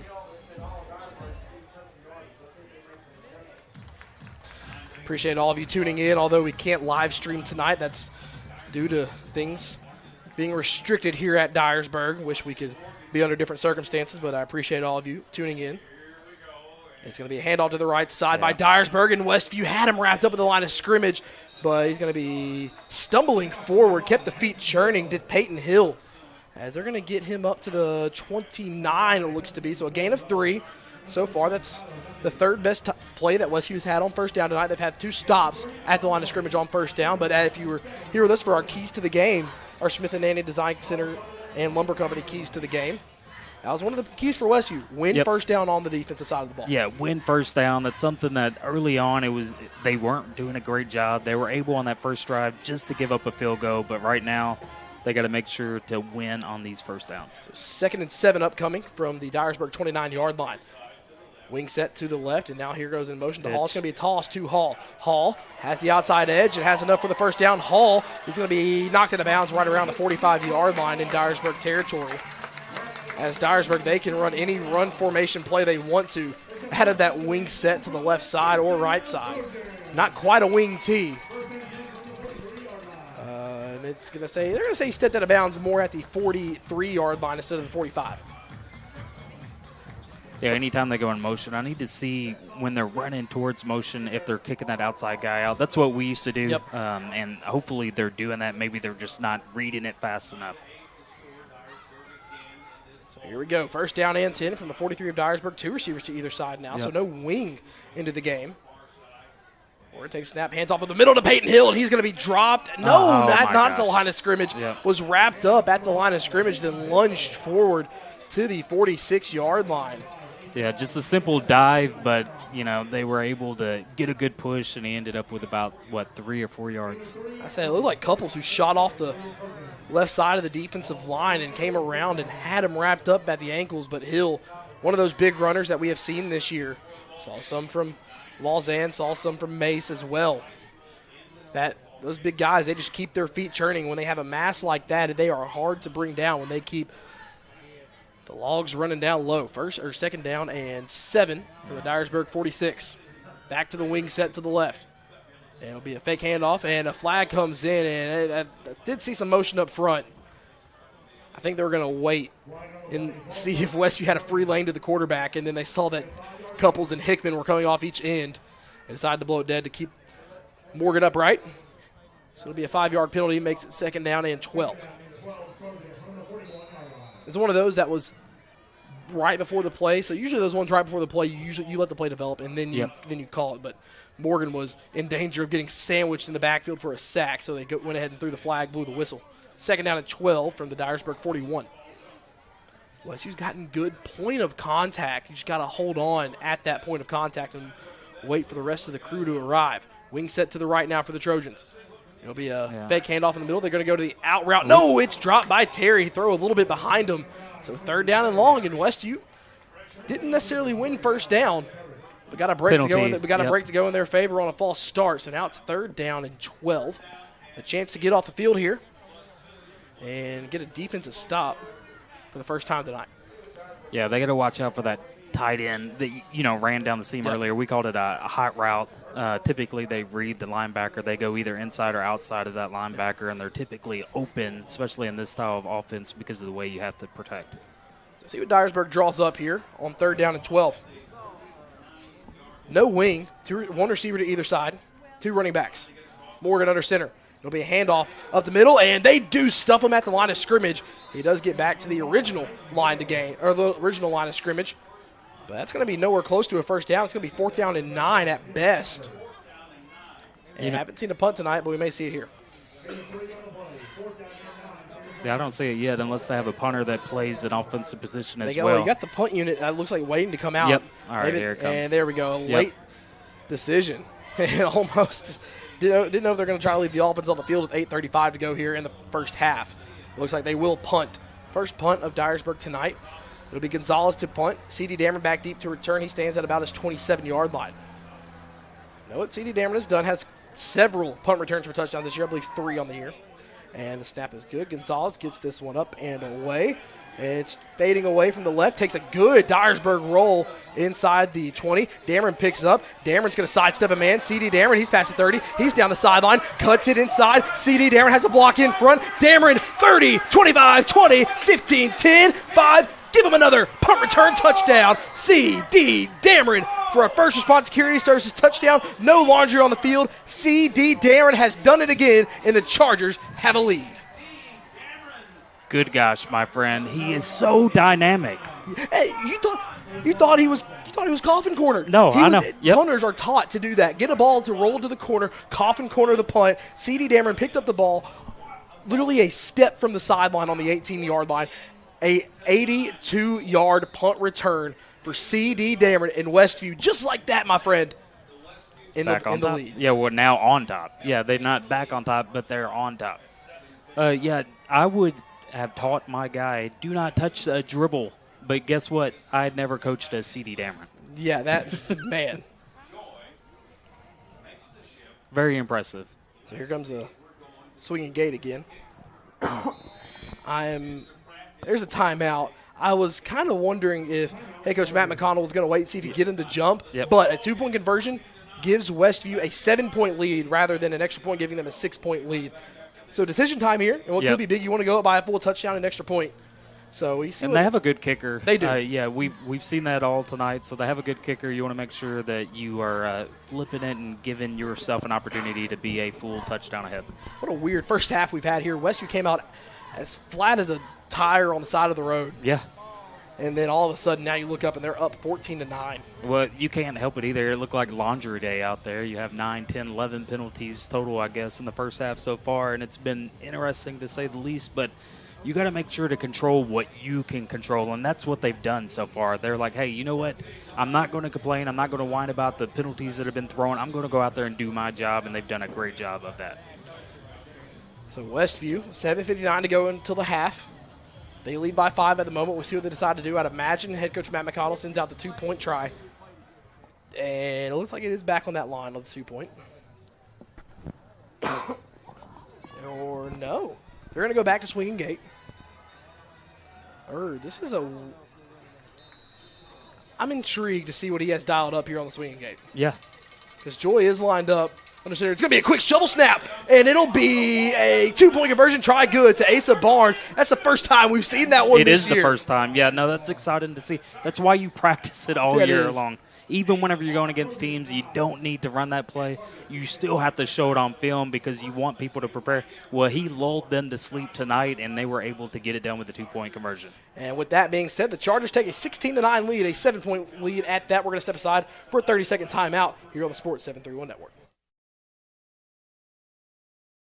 West Tennessee Metals in Dyresburg is the go-to spot for top-notch metal roofing products and services. Located at 1314 East Court Street with a massive showroom. We build kits for pole barns, patio packages, and lean-tos. We offer painted 40-year metal and Galvalume. Delivered free with orders over $1,000 within 60 miles of Dyresburg. All of our orders are carefully cut and packaged to ensure a premium finish for your project. Give David a call today at 731-676-9965 or call Nathan at 423-394-7073. Weather the storm with West Tennessee Metals. Back here in the Winstead Real Estate and Land Company broadcast booth to re-describe that 2-point conversion try to you all after an 82-yard punt return touchdown. It was a shovel snap. It wasn't a direct snap. The snap will go sideways to Asa Barnes behind the swinging gate. The 2-point try is good as these two teams battle. You know, you save your plays like that for the best games of the year. And, you know, Westview trying to get the number 1 seed in the region. You have to win this game before you can take on Covington next week. And Pratt will get the kick to the 5-yard line. It will be brought out by Terry Jr. Jr. at the 26, now at the 30, goes sideline to sideline at the 30, and is eventually wrestled down. Forward progress, I believe, gets him to the 31. And so Dyresburg, once again, starting from around their own 30-yard line. We'll see how, and Keyshawn Frame in on the tackle. Good to see him. First time we've called his name tonight, as Keyshawn Frame wearing the elbow brace tonight, dealing with what was a hyperextended elbow. An 82-yard punt return by C.D. Dameron on that last drive. No, it's so impressive. That's something, whenever you're recruiting an athlete, that's something you need to look at is the special teams as well. And I think he's a great receiver. I think he's great at safety. But, man, that's an extra dynamic. Wing set to the right now on the left hash for Dyresburg. And it's going to be a handoff to the right side. This one to Hall. Hall had a running start, and Hall's going to find the outside edge being chased down and pushed out of bounds by Westview at the 46-yard line of Dyresburg. Ball will be spotted on the right hash as the Trojans move the sticks. Another big first down play. Yeah, that's what we want to eliminate. One of your keys to the game was to make sure you don't get big plays on that first down. And, you know, they did a good job last time. They were able to create they did a good job. Plus, they got aided by the penalty, obviously. But on this play, they gave up too many yards. So Morgan will go back under center. The wing set is to the right as well as the ball on the right hash. Goes under center. And it'll be a toss to the left side. This one will be to Peyton Hill. Hill, the big running back, trying to get to the outside edge, gets across midfield, and he was down. They're going to say he's down at the 49-yard line. Hybrid tackle by Corey Wells and Miles Brown. When you play a team like this who runs the ball all the time, those tackle numbers are going to be sky high when the stat report comes out. Yeah, it's going to be sky high, but we're doing a little bit better job. Need to be more consistent, but it's hard. You know, this wing tee, this wishbone style of offense, if you're not used to prepare against them, it can hit you in the mouth, and it can hit you in the mouth quickly. Second down and 5. Ball on the left hash. Wing set to the right. It'll be a handoff to the right side to Hall. Hall got bounced back for a second, trying to lower his shoulder before being taken down at the 46-yard line. It'll be third down and short.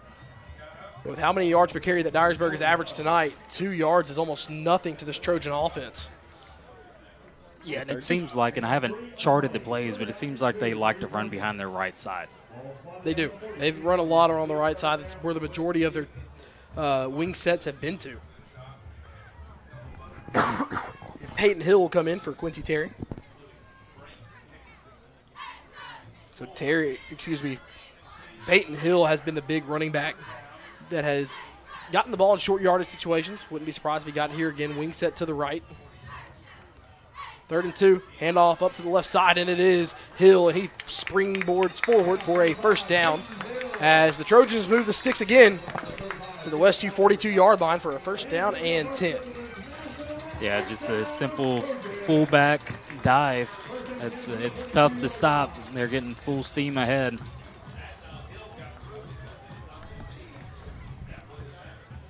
First and 10. Dyresburg has to get to the Westview 32-yard line to move the sticks. 5:45 to go here in the first half. Going wing left now. Yeah, wing left, and the guy to the left is going to be Kendrick Gurley. Yeah. In motion from left to right, goes to the right wing now. Fake handoff. It'll be a pass for Dyresburg. It'll be on the out route, and it is picked off by Westview. He's taking it back all the way to the house unimpeded, and that is Asa Barnes. Give him the pick 6. The Chargers have scored on offense, special teams, and now defense. Read it, a 55-yard pick 6 by Asa Barnes. Yep. I can tell you what that play would have been for Martin Middle School with the Coach Stegall. That was 38 wacko pass. Every play I'm going back to, like, whenever I coached this offense. It's so funny. So the last time the Westview offense stepped on the field, they were down 9-8. Yeah. They're going to step back on the field unless the defense or punting unit does something special again, or the kickoff unit if Dyresburg scores. Yep. They're going to step back on the field with a 2-score lead. Yeah, and they also get the ball in the second half. Yes, they do. 5:20 to go in the first half, and a timeout by Dyresburg. Head coach Bart Stowe cannot be happy with what he has seen so far in this second quarter. He has watched a 9-0 lead quickly evaporate into a 22-9 lead with an extra point looming. We'll get you some score updates at the half. Apologies for the cough. Once again, not able to stream tonight. Apologies for that. We'll be able to stream again next week when Westview takes on Covington at home back at Hardy Graham Stadium. Real quick, we're going to pause for a station ID. WTJF AM Jackson, WTJF FM Dyer, W231BU East Union, Sports Radio 94 FM and 1390 AM. Chargers lead 22-9, extra point looming.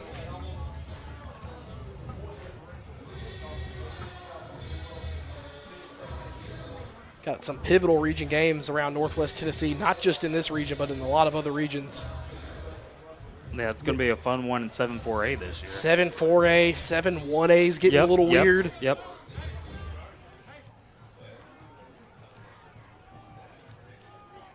And it'll be an extra point try for Kinzer Pratt.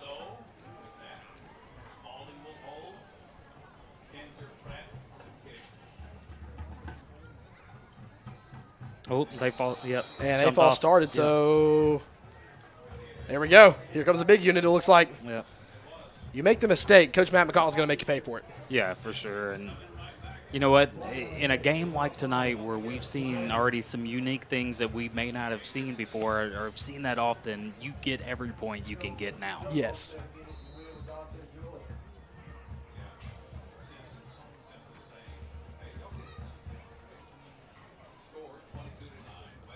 It's 22-9. Westview is going to go for 2 to make it 24-9.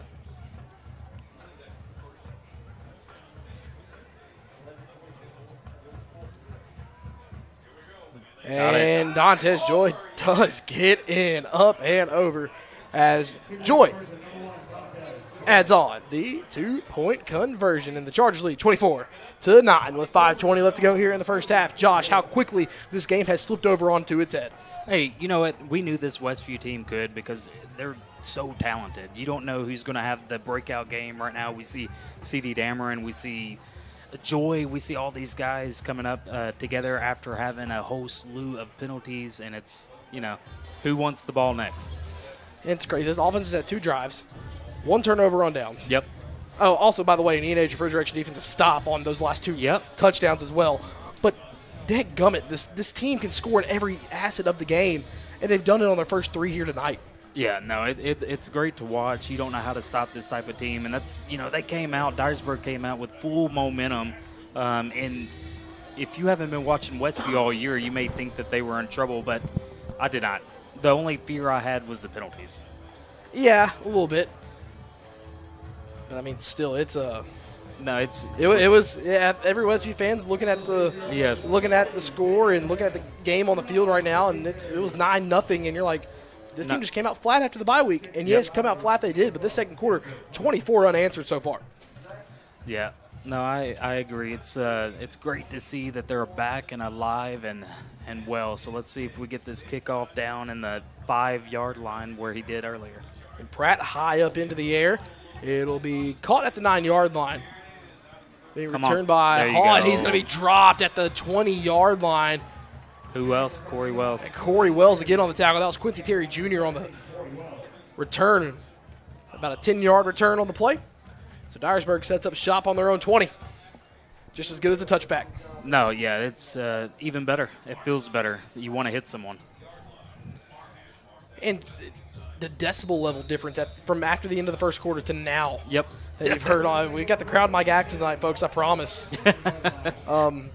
It is quickly gone silent over here on the Dyresburg side. First down and 10 for the Trojans.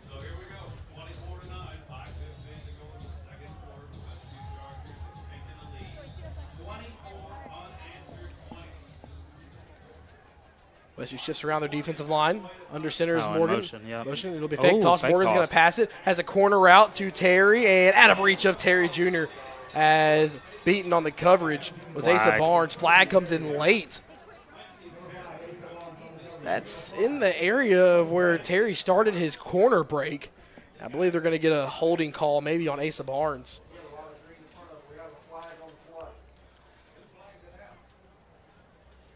And so it was right where he made the break, did Terry to the corner, and holding on Asa Barnes. So that is the call. That'll be enough for a first down for the Trojans. Well, he probably felt like he saved a touchdown because it looked like he was coming out with a wheel route. I didn't get to see the beginning of it because I was trying to go through this crossbar, but the way the route was taking shape, it looked like a wheel route, and he would have been gone. Yeah, the one wheel route was coming out of the backfield, and then, like you just mentioned, Terry broke on that corner route. And Asa Barnes had to give a little tug, so now it's 1st and 10 from the 30 in Dyresburg territory. Now the wing set to the left. A handoff to Hill. No, a handoff to Hall on the right side. Hall on the 30. He's going to be dropped for only a gain of 2. Yeah, that's been a tough play all day. Dyresburg's been able to get positive yards all day, 6, 7, 8, 9 yards. And to only give up 2 on that one, I think that's huge. Like, Finn Snyder also got in there along with a combination of Eli Estes as well.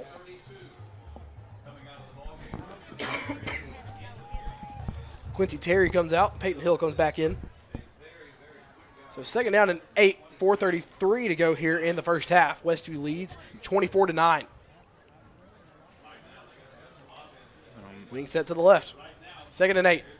Hands off to Hill up the middle, and Hill for the first time tonight from point of contact gets shoved backwards instead of finding another way forward. Gain of nothing. Yep. Another 3rd and long coming up. Yeah, that's exactly what you want to see from this defense. They finally, I think, are getting and understanding the blocking schemes and staying at home whenever you're outside, so they're doing a really good job here. Got a good one between the Golden Tide and the Mustangs down at the 2A level, 21-all at half. I knew that was going to be a good game. What Peabody's been able to do this year under first-year head coach Tad Val. Yeah, Coach Val's done a great job. When I was coaching at Dresden, was his first year being the defense coordinator there, and he's 11, 12 years. Color me shocked. We have an empty set for Dyresburg on 3rd and 8. It's going to be a quick hitch route, and it's caught behind the line, trying to work his way forward. Good contain. That's going to be only a gain of 2, brings up 4th down and 6. Quincy Terry on the catch and a few-yard gain. Yeah, 34-yard line. Asa Barnes in on the coverage as well and tackle. 4th and 6, 3:30 to go. 3:33 to go until half. And here comes the punt unit. Yeah. Dyresburg just waited a second to bring it out. But if you go for this and don't get it, Westview gets the ball. Gets the ball in the second half. The clock is running after Terry went out of bounds. Sorry, I was a little confused. Yeah, no, it's all good. Yeah, you get the ball in the second half, and then you're giving up a short field if you don't get it. But it's a smart move. They have a good special teams unit. The kicker is a really good kicker. Try to flip the field. Last time it didn't work. And this one's going to be a low roller of a punt that will bounce, and Dameron will get away. Yeah, don't touch it. Holy, Keyshawn Frame was flying towards the ball trying to protect C.D. Dameron in the gunner position, and Frame had to do a little shuffle step to get out of the way. Yeah, for sure. It's going to be down at the 35 in Westview territory. They lead 24-9, have 2:57 remaining in the second quarter to go down and get one more score on the board. Josh, Westview, they left the field with a 9-8 deficit. They come back with a 24-9 lead. 2 touchdowns scored with the offense not on the field. Hey, you know what? And that proves a great team whenever you can score on all 3 levels. So they've been able to do it on defense, offense, and on special teams. One receiver to the short side of the field to the right, 2 receivers to the left. Simpson takes a snap, hands off to Barnes. Barnes in the middle. Asa Barnes has a seam. Barnes makes a man miss. He's going to be past midfield. Barnes sprints his way forward, spins out of a tackle. Asa Barnes looks to go the distance. Number 5 is in for 6. It is a 65-yard First Response Security Services touchdown strike. 1 play. All that's needed. Number 5 in for 6. His 3rd score of the night. I used to coach running backs, and that right there almost brought a tear to my face. What a heck of a run. He ran through 4 guys to get there, never slowed down his feet. Man, impressive. Great job, Asa Barnes. Mama, there goes that man again. Kinzer Pratt on for the extra point. 3rd touchdown of the night for Asa Barnes. And here we go. Kick is up and right down Broadway. High school uprights have never been more feared to see Kinzer Pratt coming. 31-9 here. 2:41 to go until halftime. Oh, boy, Josh, this game has flipped in the second quarter. 31 unanswered. Yeah, 31 unanswered, and I don't know if Dyresburg could do anything to help bring back that momentum that they had in the first quarter. Apologies. 31-9 here. 2:41. Josh, don't look at the Grizzlies game. Do not look at the Grizzlies game. Both Grizzlies fans up here. It was close for a little bit in the first quarter, and suddenly, like this game, on the second quarter, just flipped badly in favor. Yeah, well, I will say this. I'd rather Westview come back and win it big and my Grizzlies go down tonight because long season. Still early in the season, and Josh's wife scoff a little bit in the background. Well, you know what? It's a long season. It is a long season. We'll get Edie back around Christmas time. So. More around Thanksgiving, I believe. Yeah. I start celebrating Christmas around Thanksgiving. So. Yeah, around then. Also missing you're also missing the former 6th Man of the Year runner-up in Ty Jerome, who got hurt in the preseason. So it'll be fine. Enough NBA talk. Basketball season starts in November for high school. The more important matters at hand. Yep. 31-9. Westview leads here. Kinzer Pratt back on to kick off.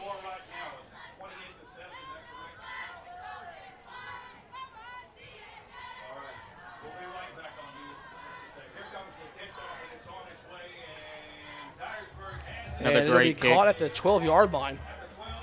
It'll be caught by a new return man this time by Dyresburg. Shuffles his way to right around the 40 and falls forward to the 41. Does Jaden Harris.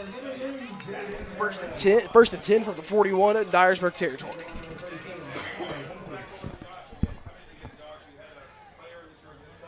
I think if you're Dyresburg right now, you just try to stay within your identity. Stop trying to throw the ball.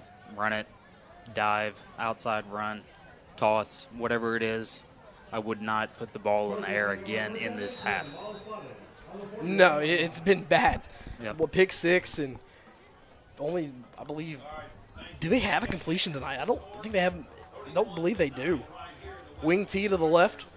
Ball on the left hash for Dyresburg on their own 41. Hands off to, this will be to Hall on the right side. Falls forward for a gain of 3, brings up 2nd down and 7.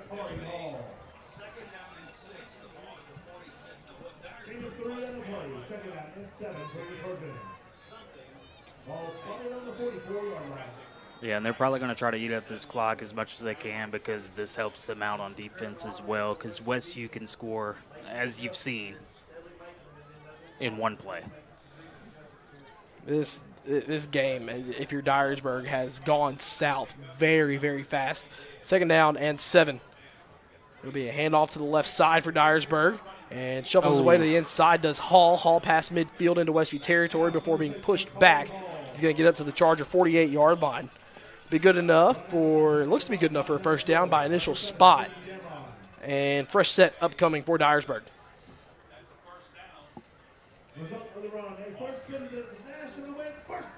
Asa Barnes, our early contender for ARS Roofing Player of the Game. He's definitely player of the quarter. Yes.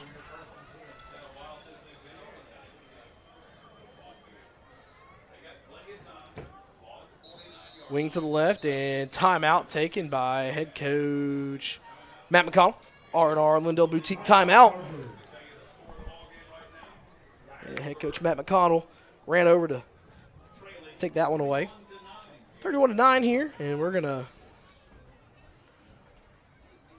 look and see if we can get some more scores from around the area here tonight. Right now, you got an update yet on the Huntington game? It's 21 at half. Oh, okay, 21. JCM leads Union City 27-6 at the half. Halls leads Gibson County 13-0 at the end of the first quarter. And JCS up 24-0 over FACS at half.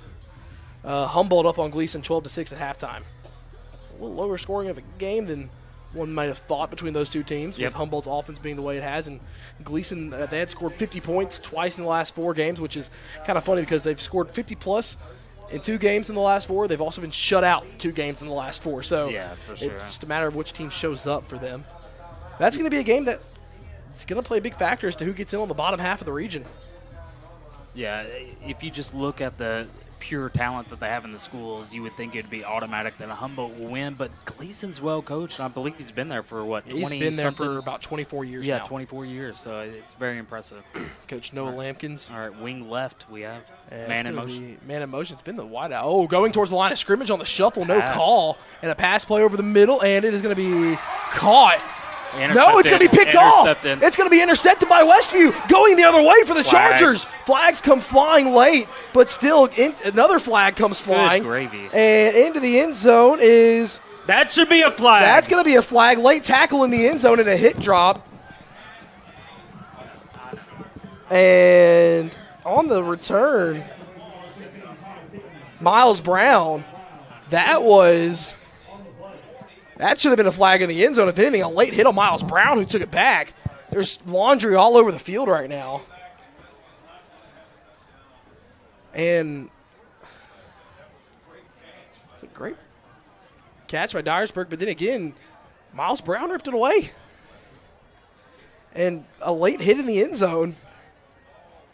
You got a flag here near the Dyresburg sideline as well.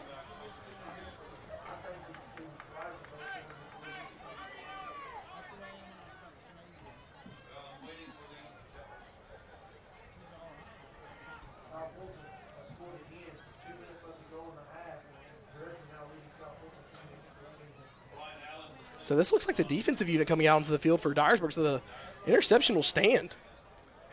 Be the second one of the night for Westview. Yeah, it may have been a block in the back or a holding call. I couldn't see it, but there were several flags as he was running down the field. There's flags on the far side. Okay. There's a flag at the 30. Yep. And then there's a flag here about the 42 in Dyresburg territory, near the Dyresburg sideline.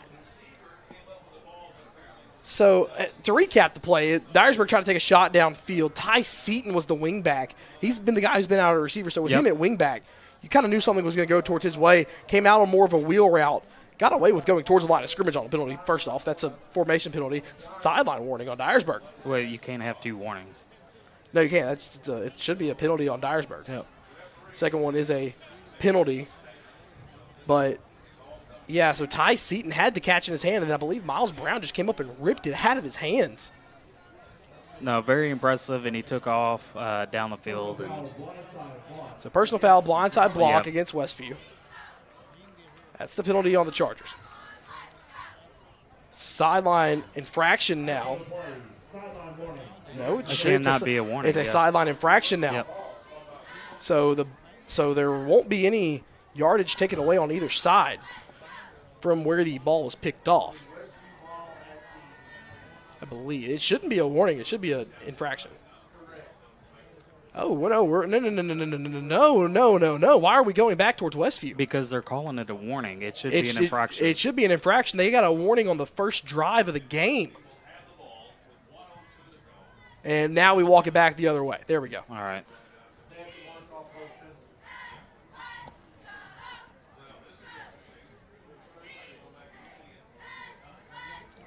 Should have been one more flag. Yeah, it should have been one more flag in the end zone, yes. As someone who played in coach, that's a play that I totally understand. Look, I've been in games where I've been beat so bad, and I've been in games where I've won. But you do not tackle someone 5 yards in the end zone. I apologize if I get in trouble for that one, but you do not do that. So 62 seconds remaining here in the first half. A lot of time came off the clock on that play in general. Asa Barnes handoff up the middle, and he falls forward right around the 25. So they cut the down and distance in half, and we see what Westview decides to do. Westview does not have a timeout left. 2 receivers on either side, so the Chargers have to go quick. Simpson's going to go to the out route, and it is caught. And getting out of bounds is C.D. Dameron, enough for the Winstead Real Estate and Land Company first down. Man, oh man. What a weird sequence of events we had on that last play. 2 receivers either side. And here goes Simpson dropping back to pass, now rolling out to his left, throws to the hitch route again. This will be caught at the down marker, and then going out of bounds is the receiver. Yep, smart play, 34 seconds left in the half. Kason Spalding on the catch. Yep, great job. The freshman. 34 seconds to go. Clock is stopped after he got out of bounds. And once again, another Winstead Real Estate and Land Company first down. The Chargers have the ball in the Dyresburg 48. Trips to the right. Simpson takes a snap, drops back to pass. Dyresburg brings 3, gets some pressure. Simpson steps up, staying behind the line of scrimmage, has to get rid of it, and he's going to be sacked from behind. And going down onto the head of Simpson is Jason Grant. One of the few times Simpson has gone down in his career. And Wesley's got to get to the line quick. 15 seconds and counting. Joy is set. Lined up. And they're not going to spike it. They're going to run one more play. That's a big hit that Simpson took. Wesley's going to get set and take one more shot. And they will go for the end zone. Unblocked is Grant. Simpson. That's going to be a hit late. And right as he threw it, Simpson goes down on the sideline. And some jawing happening. Trying to protect their quarterback. And so we got a tussle going on at the 45. And here we go. I just saw something, punch go flying. Westview coming up. And Simpson's on the ground. They're trying to get him out of there. They were kicking. And Simpson just got mauled. That should be all on Dyresburg's. And Coach Sisk is letting the referees have it. Simpson got mugged on the Dyresburg sideline. This is unacceptable. This is unacceptable. This is unacceptable. Simpson is down and slow to get up. This is absolutely unacceptable. This officiating crew has got to get it under control.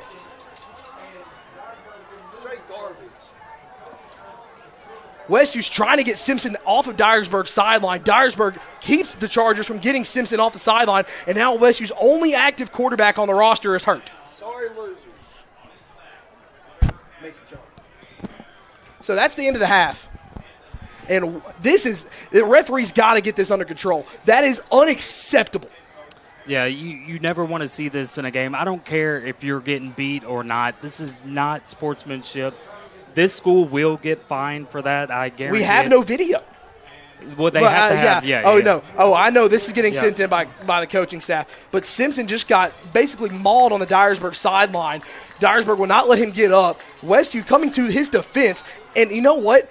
Yes, they're going to get chewed out by McConnell, and rightfully so. I understand that aspect. But I applaud every single one of those that just went to the Dyresburg sideline and stood up for their starting quarterback. No, you have to stand up for your guy. You have to stand up for your guy. I just don't like seeing the kicking. It is absolutely unacceptable. This game has turned under on Dyresburg's head 31-9. And I understand the frustrations. And they're going to let Westview get to the locker room before Dyresburg goes in. Simpson's going to be helped to the locker room. Simpson, understandably, as he said, very slow to get up, just basically got mugged and mauled on the Dyresburg sideline. I got athletic directors and principals, head coach of the middle school football team and assistant coach on the high school team, Coach Jake Sisk, someone who he didn't get to coach Simpson. His is only second year at Martin Middle. But coming to the defense of his guys, and I don't blame him. There's going to be penalty yards to sort out. Your score is 31-9 at the half, and an absolutely unacceptable scene as Dyresburg stands over Graham Simpson, not letting Westview get him off the sideline. It is absolutely unacceptable what has transpired here and what this officiating crew has allowed to transpire. This is an ugly, ugly scene to end the half. This is bad. This is awful. I don't care what the score is. You cannot do what they were doing on the sideline. So this one, an absolutely disgusting end of the half. Westview, they lead 31-9. We're going to take an extended break. We'll recap you on everything that happens here in a little bit, but we're going to take an extended break here on the Sports 731 Network.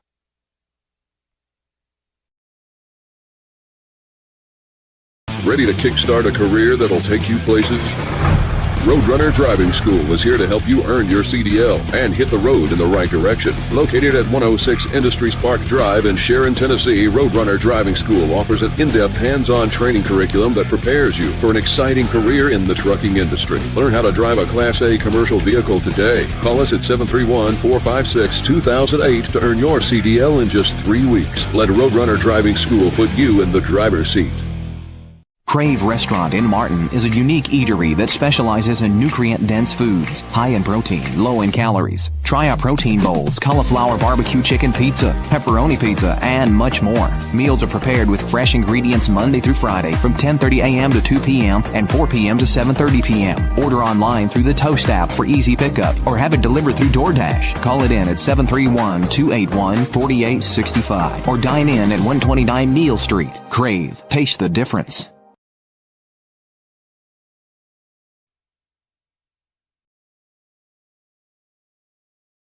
Hey ladies, are you ready to shine? Discover a new look at R&R on Lindell Boutique. From trendy outfits to must-have accessories like our custom hat design station, we got everything you need to complement your style. Come shop with us at 228 South Lindell Street, right next to Woodfire Pizza Kitchen in Martin. We're open Monday through Thursday, 10 a.m. to 5 p.m., Friday, 10 to 6, and Saturday, 10 a.m. to 3 p.m. R&R on Lindell Boutique, where style meets fun. Come see Premier Furniture with 2 great locations in downtown McKenzie and in Union City. They've got everything to make your house feel like home. From cozy bedding to stylish dinette sets, recliners, sectionals, sofas, love seats, and more. Add the perfect touch with entertainment consoles, accent chairs, bedroom suites, and accessories to match your style. Whether you're furnishing a new space or updating your favorite room, it's well worth the drive to Premier Furniture in McKenzie and Union City. Got a leaky roof? Missing shingles? Or maybe it's time for a total roof replacement. No matter what your roofing needs, KB with ARS Roofing has you covered. From repairs and cleaning to full roof replacements and preservation, ARS Roofing is your trusted local expert, serving all of West Tennessee and Western Kentucky. Protect your biggest investment, your home, with the quality and care you deserve. Call ARS Roofing today at 731-636-9700 and schedule a free quote. ARS Roofing, making roofs look great again. C.R. Wilson Lumber and Supply has just what you need for your next home upgrade or big project. From durable Trex composite decking to sleek Marvin windows to semi-custom cabinets that fit your style and budget. C.R. Wilson Lumber and Supply has Traeger grills for your weekend barbecues, Milwaukee tools for the job site, Valspar paint to refresh any space, plus culverts, lumber, hardware, and so much more. C.R. Wilson Lumber and Supply. Call 731-341-4408 or stop by 8487 Highway 22 in Dresden. Hey folks, if you're considering buying or selling your home, listen up. Winstead Real Estate and Land Company is West Tennessee's #1 choice for buying and selling real estate. From spacious family homes to large land tracts, they have the expertise to skillfully help you maneuver the market. Winstead Real Estate and Land Company is your full-service home solution, every step, every detail, all in-house. So why wait? Visit Winstead Real Estate and Land Company in Martin, Tennessee, or at winsteadrealestateandland.com, where you can always expect the very best. Your business is unique, so protecting it should be tailor-made. Unlike those one-size-fits-all nationwide security companies, First Response Security Services offers custom solutions tailored to your organization's needs. We even work around any stipulation you have. First Response actually sends real people to support you. You're not just a number in a database. You get the personal touch and real local support whenever you need it. Serving Northwest Tennessee for 15 years. Call us today.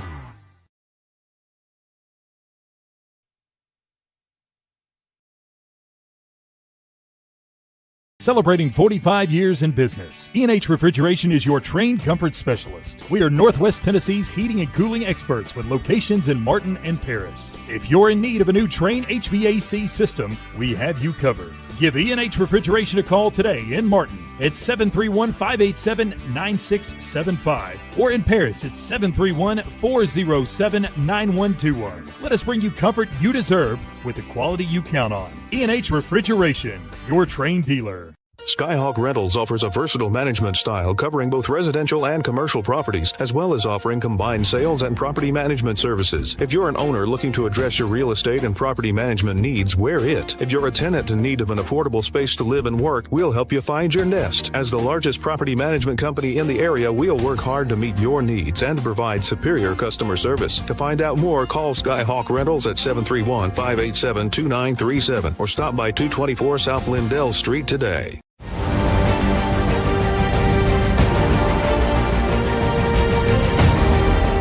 In the world of sports, precision and excellence define champions. Dynamics Physical Therapy is dedicated to enhancing athletic performance and preventing injuries by serving schools and their athletes. Elevate your game with Dynamics. Visit dynamics.life to learn more. Weekly Ford Nissan has been in business for over 60 years, showcasing the complete line of Ford vehicles like Ford Mustang, Bronco, Explorer, Escape, Expedition, and Ranger, and F-150 trucks. Plus, you'll find the full line of Nissan vehicles, such as the Nissan Versa, Sentra, and Altima sedans, plus Rogue, Pathfinder, Murano, Kicks, and Frontier trucks, and a great selection of pre-owned cars, trucks, and SUVs. Weekly Ford Nissan offers their warranty forever on all new and select pre-owned vehicles. And, of course, their complete parts and service department. Shop online at weeklyauto.com or visit 841 North Lindell Street in Martin. Wendell Alexander Realty is the premier real estate expert serving Northwest Tennessee with a deep-rooted commitment to excellence and local knowledge. Founded in 1985, we understand the unique needs of our community because we live and work here. Combining local expertise with high-end marketing techniques, we ensure your property stands out in the marketplace. Trust Wendell Alexander Realty to deliver exceptional service and results. Contact us today at 731-281-1220 to experience the difference. The Hawks Nest Sports Venue in Martin is a proud supporter of the Westview Chargers. The Hawks Nest is the place to be to catch all your favorite games and sporting events. From Wing Wednesday to weekend karaoke and live entertainment, the Hawks Nest Sports Venue is the best hangout in Martin. For a weekly lineup of events and specials, check them out on Facebook at The Hawks Nest or stop by 105 Church Street in Martin. The Hawks Nest Sports Venue, proud supporter of Charger Athletics. Go Chargers!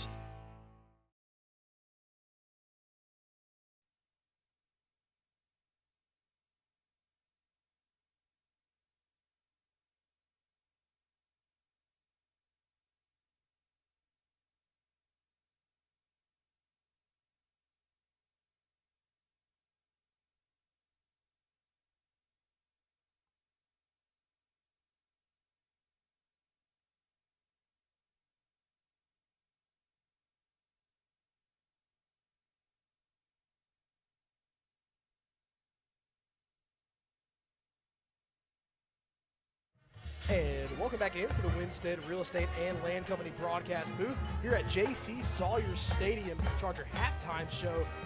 And what an just cooler heads prevailed only because they were forced to.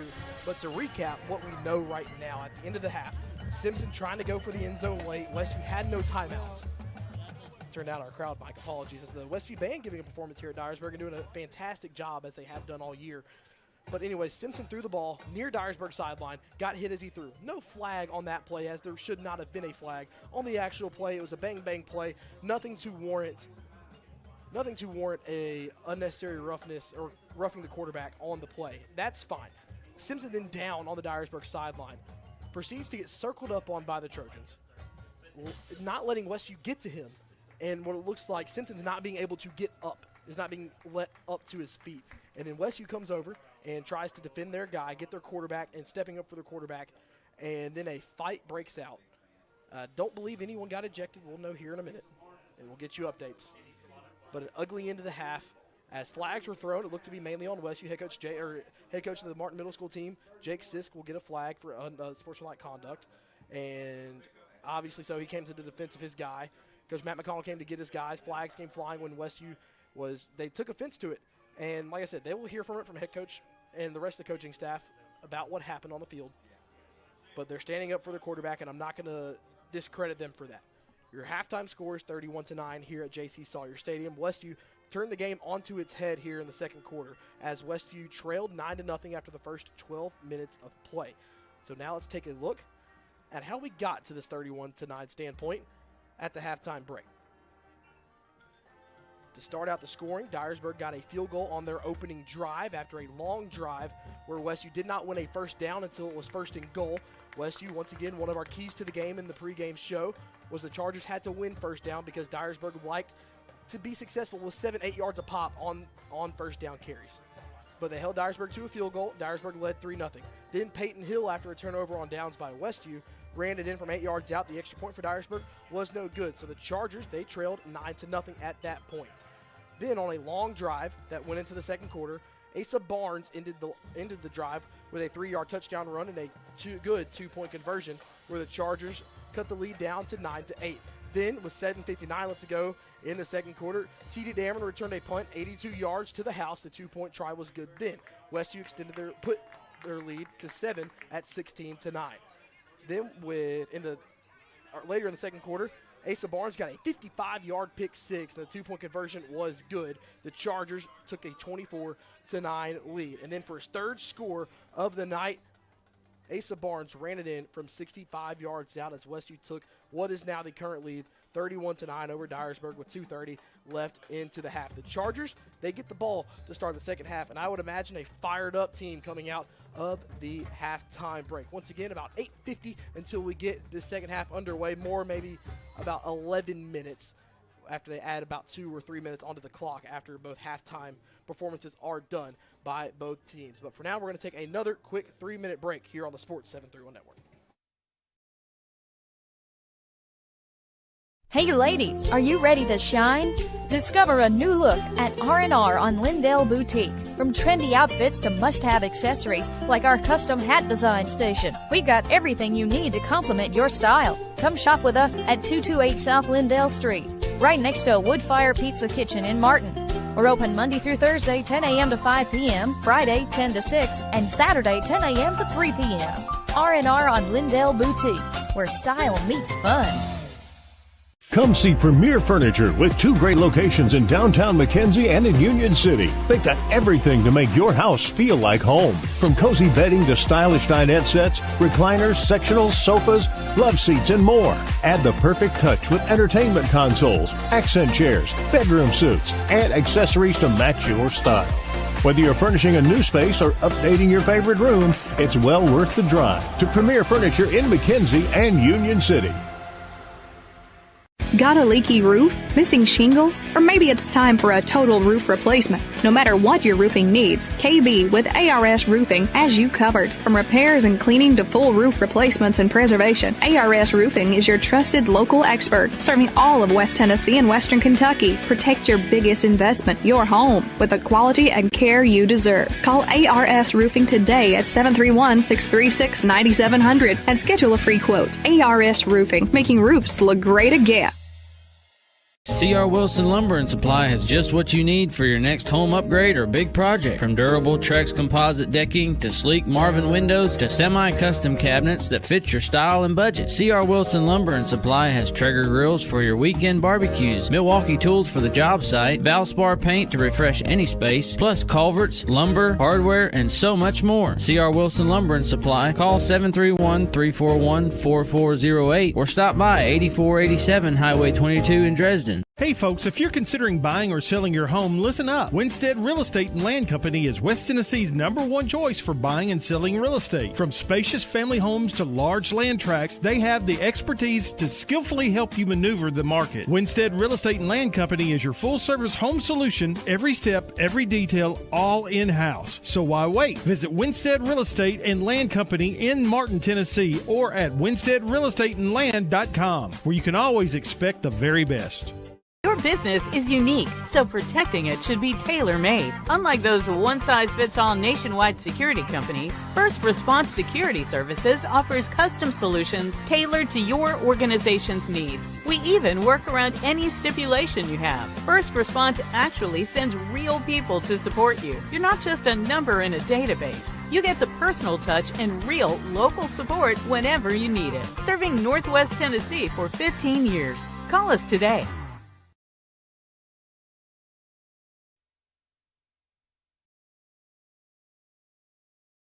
Celebrating 45 years in business, E&H Refrigeration is your trained comfort specialist. We are Northwest Tennessee's heating and cooling experts with locations in Martin and Paris. If you're in need of a new Trane HVAC system, we have you covered. Give E&H Refrigeration a call today in Martin at 731-587-9675 or in Paris at 731-407-9121. Let us bring you comfort you deserve with the quality you count on. E&H Refrigeration, your Trane dealer.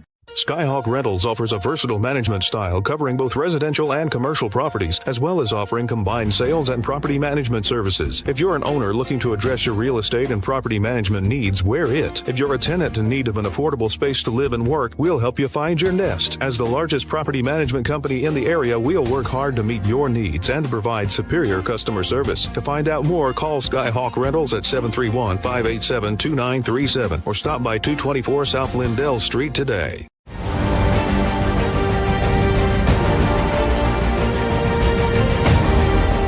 In the world of sports, precision and excellence define champions. Dynamics Physical Therapy is dedicated to enhancing athletic performance and preventing injuries by serving schools and their athletes. Elevate your game with Dynamics. Visit dynamics.life to learn more.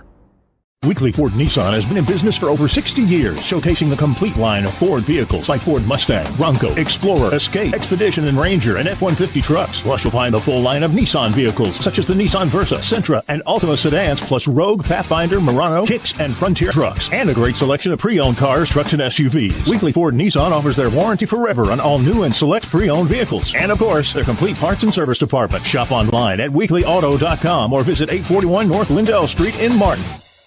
Wendell Alexander Realty is the premier real estate expert serving Northwest Tennessee with a deep-rooted commitment to excellence and local knowledge. Founded in 1985, we understand the unique needs of our community because we live and work here. Combining local expertise with high-end marketing techniques, we ensure your property stands out in the marketplace. Trust Wendell Alexander Realty to deliver exceptional service and results. Contact us today at 731-281-1220 to experience the difference.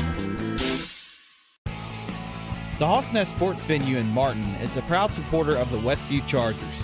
The Hawks Nest is the place to be to catch all your favorite games and sporting events. From Wing Wednesday to weekend karaoke and live entertainment, the Hawks Nest Sports Venue is the best hangout in Martin. For a weekly lineup of events and specials, check them out on Facebook at The Hawks Nest or stop by 105 Church Street in Martin. The Hawks Nest Sports Venue, proud supporter of Charger Athletics. Go Chargers!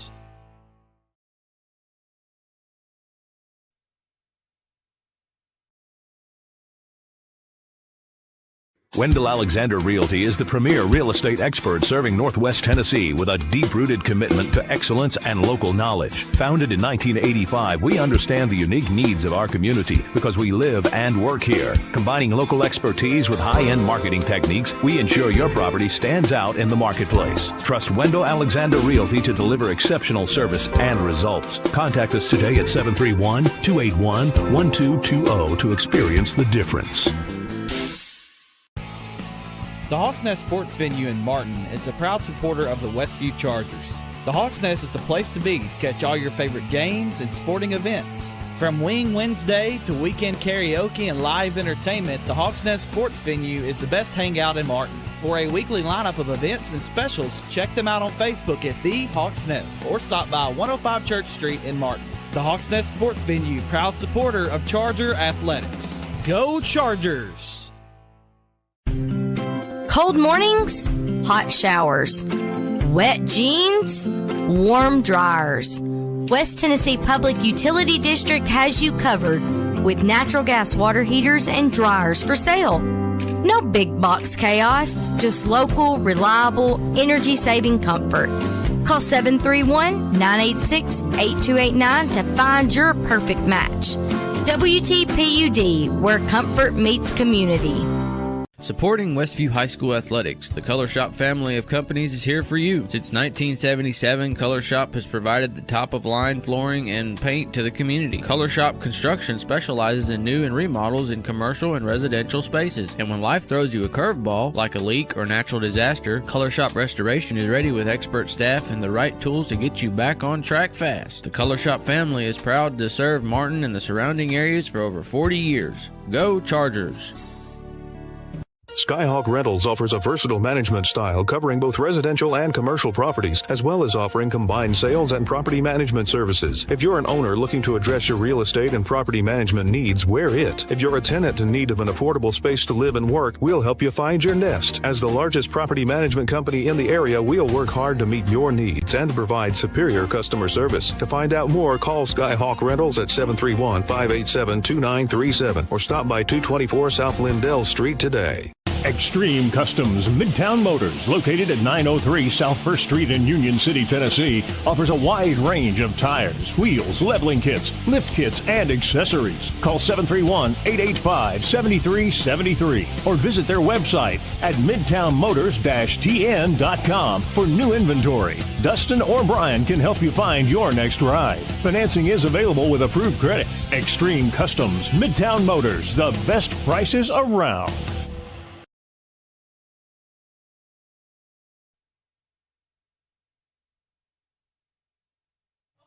And back here on the Sports 731 Network, and a good sight for all of you Westview faithful. Graham Simpson out on the field warming up for the second half.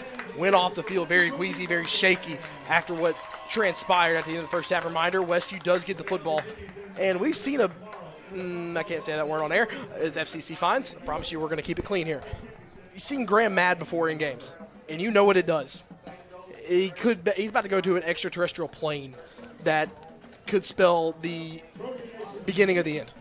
Yeah, no, this is something you do not want. They're already getting beat 31-9. You haven't scored since the first quarter, and now Westview gets the ball back, and you have an angry quarterback who is just the Gatorade Player of the Year. Yeah, you have an angry quarterback who's the Max Preps Gatorade Freshman of the Year from last year.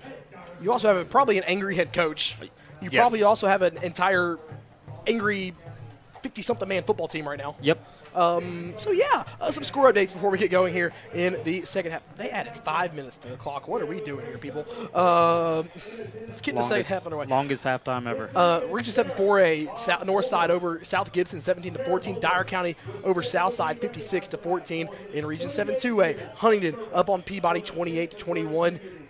Actually, I believe that's 30-21. Looks like Huntington got a safety. Dresden up on South Fulton 28-14 at halftime. Let's see here.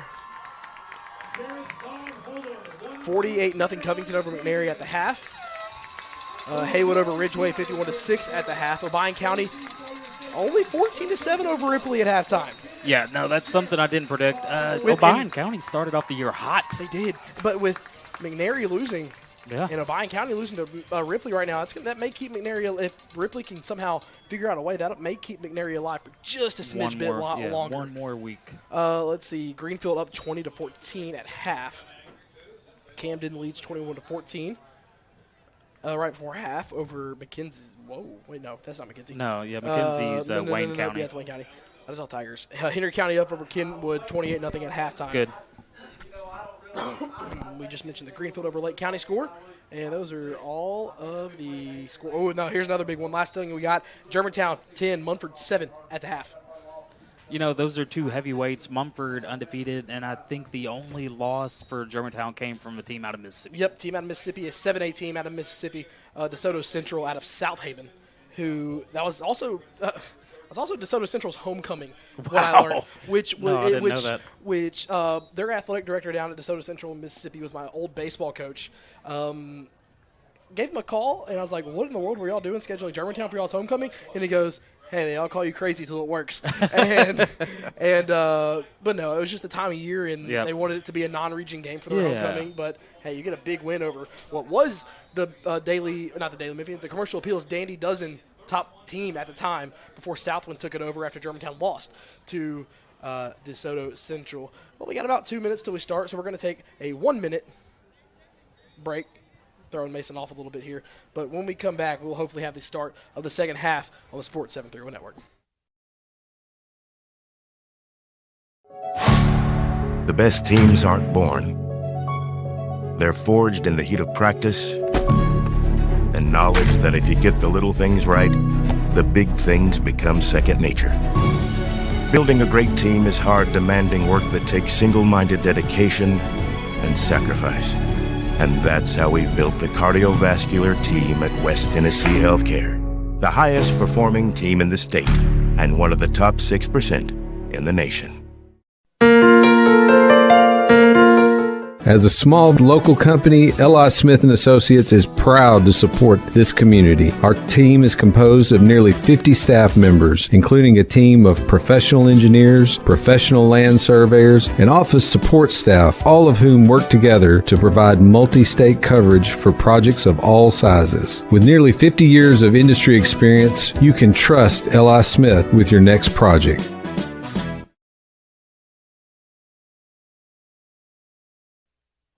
Back here in the Winstead Real Estate and Land Company broadcast booth. Both teams getting their final words of wisdom before the second half starts from one head coach Matt McConnell for Westview and another head coach Bart Stowe from Dyresburg. And we're set to get the second half underway. Dyresburg led 9-0 after the first quarter of play. And then Westview, they have scored 31 unanswered so far as they start this second half with the ball. We have seen Dyresburg go with a little pooch onside here earlier tonight. Yeah, squib kick as well. They're trying to make sure they don't have the ball in the air and create a touchdown like they did with the punt, the first punt. We've seen 3 touchdowns from Asa Barnes, and we have seen a punt return touchdown by C.D. Dameron. There have been, funny enough, there's been 7 points scored on extra point tries tonight too. So it's 31-9. So here we go. We see if cooler heads prevail here in the second half. As we're getting ready to get this thing started here, almost 9 o'clock before we start our second half. Huntington's up 33-21. Oh, yeah, thanks. So a touchdown, a safety, and a field goal in a short span of time, too, as Mustangs have opened up a 12-point lead over the Tide.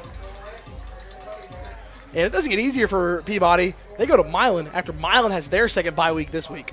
Yeah, no, that is going to be tough. Selfishly, I was hoping, number one, they were going to play on Friday so I could go check it out. Yeah, at this rate with Halloween being on Friday, no one's playing on Friday. Yeah, no one at all. Yep. But I was hoping, they were going to be undefeated going into Milan next week, but it doesn't look like it unless they can come back. Still a whole fourth quarter to play out in that one, which is crazy that they're about to head into the fourth and we haven't even kicked off our second half yet. Well, that's what happens when you have 12, 13 flags. That's what happens when you got about 7 guys on the field that want to do laundry. Yep. Anyways, getting ready to start the second half. Halftime now over. Reminder, we'll have the Charger postgame show later tonight where we'll give you our ARS Roofing Player of the Game. And if the score holds, still I'm kind of love you, Coach McConnell. That postgame press conference could be a little postgame interview could be a little fiery. Yeah, it could be a little fiery. It could be a little quicker. Oh, here we go. Here comes the penalty official calls. Unsportsmanlike conduct on Westview, which is okay. We knew that one was coming. Oh, and they've ejected Coach Sisk. On Dyresburg, so they did get Dyresburg. And we have an ejection on Dyresburg. And another unsportsmanlike on Westview. So, first 2 offsetting, and then Westview got a second one. So there was a penalty call on Dyresburg, so congrats. Y'all did something. Who was thrown out for Dyresburg? Was it 3? I do not know. I don't see anyone. So we have an ejection from both teams. I believe the ejection for Westview was head coach or was assistant coach Jake Sisk. Those happened before the end of the first half. I will say, if I'm Coach Sisk, I'm doing the same thing. You got to protect your guys.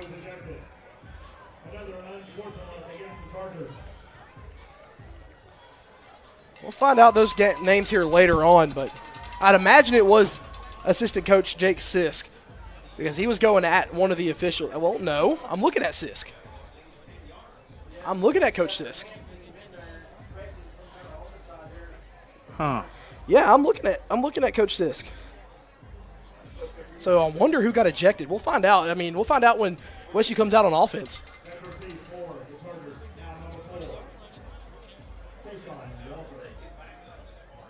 We're going to see an onside kick here. Yeah, I mean. So Dyresburg is kicking off from the Westview 30.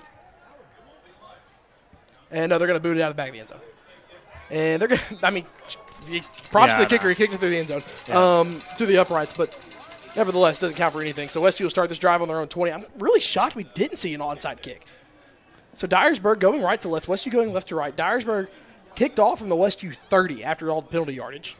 Yeah, you're exactly right. Where you're kicking from, all you got to do is go 10 yards. And guess what? If you don't get on it, then they're down in the same spot. That's why you're down 31-9. I'm wondering why you don't try an onside kick in that situation. So here comes the Charger offense. They'll start this drive on their own 20. Simpson is back out there. Joy out to the right. Brown out to the left. Well, no. Yeah, there's Simpson. Simpson takes the snap. It's low. Throws to the hitch route over the middle of the field. That's going to be caught at the 35 and brought down in between the 35 and 40 is Miles Brown, good enough to move the sticks for Winstead Real Estate and Land Company. First down. First play, a positive one for Westview as it's a first down and 10 look up to the 39-yard line. Westview now gets to the line quick. Same formation. Dameron in motion. Simpson drops back to pass, throws over the middle. It's batted, and it's picked off by Dyresburg. It's going to be picked off by Demon Dillard. And the second interception of the season for Simpson. Yeah, he was in the zone. He just didn't see him there and try to float it over top. So only the second interception of the season by Graham Simpson. Only had one last year, and that one didn't come till the semifinal. But also a good play by Dillard right there, sitting underneath. Batted it up and caught his own deflection. So Dyresburg now has it 1st and 10 from the Westview 46-yard line and a chance to cut into this lead and try to dig out of this hole that they have dug themselves into.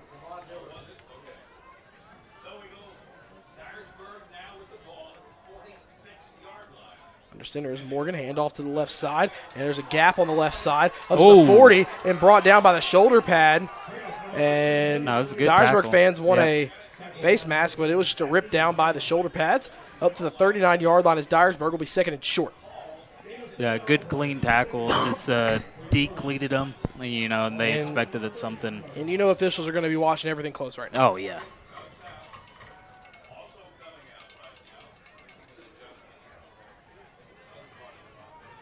Second and short, something you want to stay away from. Yep. 2nd and 3, the wing formation to the left.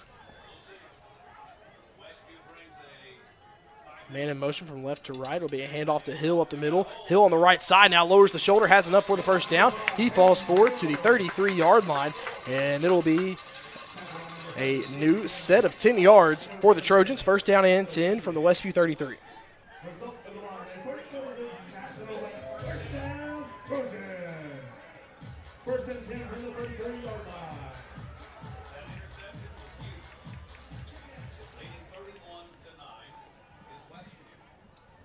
First down and 10.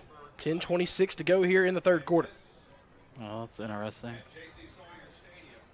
So coming out of the ballgame, Cortez Barbie, who came in on the wing formation.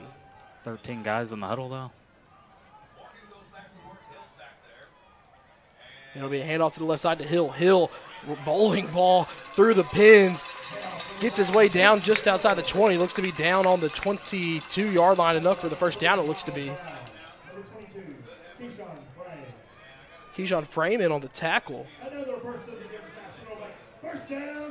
So interesting enough, Josh, I haven't seen Quincy Terry in on this drive yet.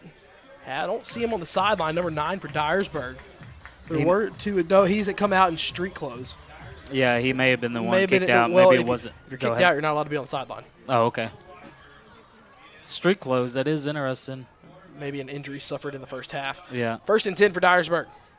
And it'll be a pass. It'll look back to the left. They're going to go to the seam route on the 5-yard line, slung down by Miles Brown. It'll be 1st and goal to go by Dyresburg. First successful passing play by the Trojans tonight. Second, remember the hot pass to the tight end early on down the seam. The very first. Okay. Yeah. But no, they haven't been efficient at all throwing the ball. So 1st and goal to go from the 2. Dyresburg a chance to cut into this lead. They trail 31-9 to Westview. Same formation. Imagine Hill gets the ball here, the big boy. And it will be Hill on the left side and goes in, breaks a couple ankle tackles. And with 8:59 left to go here in the third quarter, Dyresburg scores for the first time since the first quarter and ends a streak of 31 straight by Westview.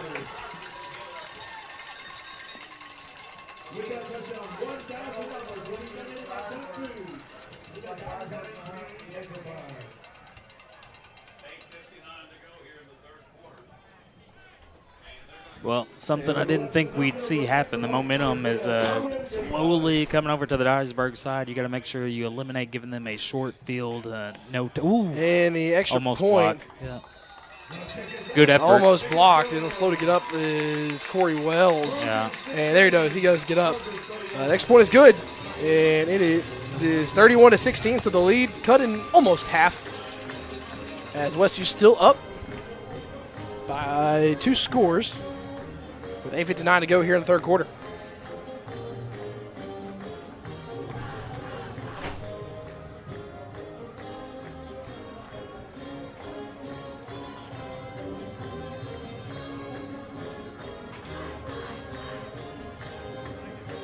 Is this Notre Dame's fight song? This sounds like Notre Dame's Yeah. fight song, which is kind of crazy considering that they're the Trojans, and the Trojans are Yes, probably one of their US.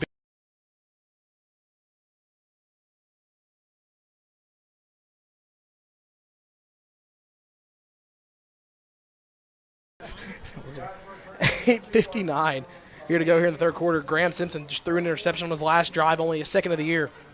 Trying to bounce back here.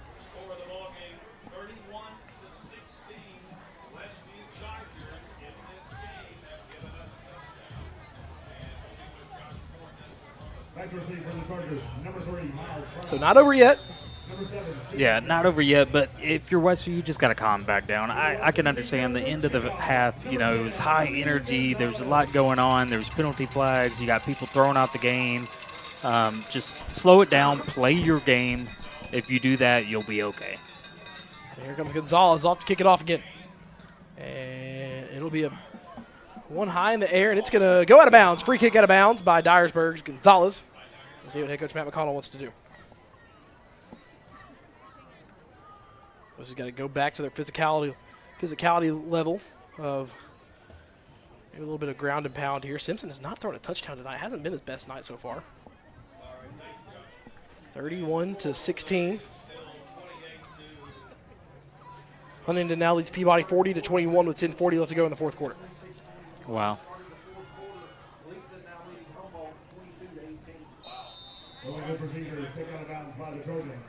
So Westview will take it at the 35. See how Simpson responds after the interception. Westview coming out in a bunch of trips, look off the right tackle. And now they motion into the bunch of trips off the left tackle with Joy by himself. It's one-on-one to Joy, but they hand it off to Barnes instead. Barnes is going to be stuffed at the line of scrimmage and then pushed back late. And they're going to say he got back to the line of scrimmage. Gain of nothing for Westview, second down and 10.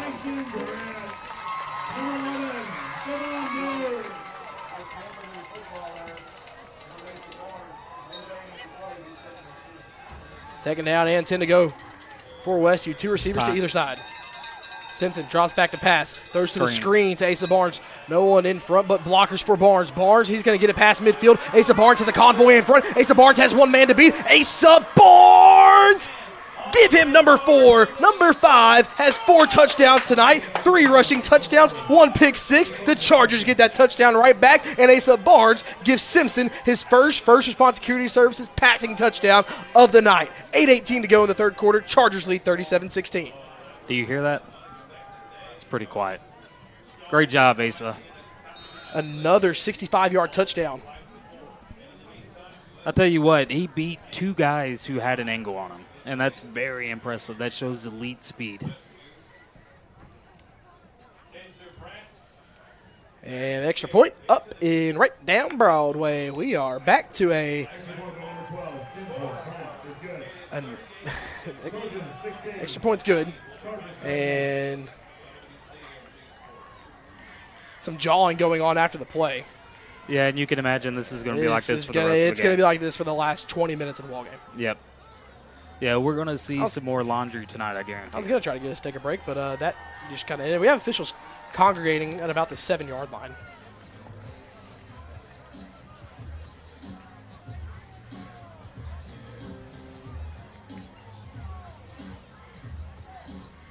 Threw a flag, but he picked it back up. And no. Okay, all right. Personal foul on Dyresburg. Add 15 to this kickoff, and we should see Kinzer Pratt boot this to the end zone.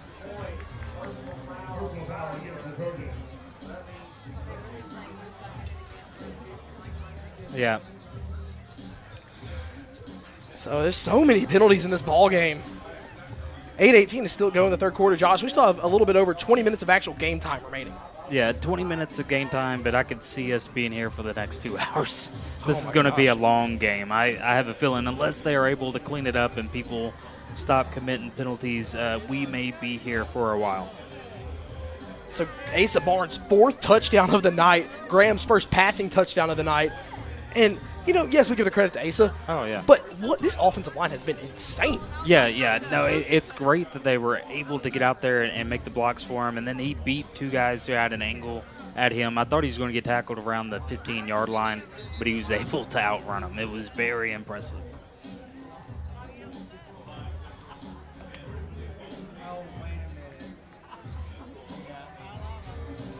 But now if you're Westview, you got to make sure you limit any silly plays, no penalties. This should go in the end zone. Yes, Kinzer Pratt, he's been the air average on his kicks.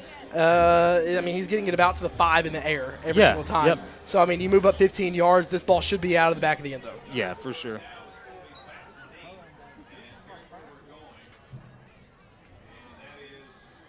Take your seat for your judges.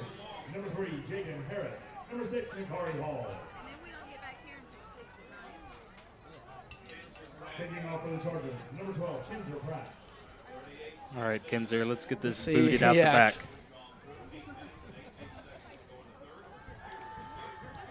And this one will be cornered, and it'll bounce. I respect it, Kinzer. Yeah. I think he was trying to kind of coffin corner him. Yeah.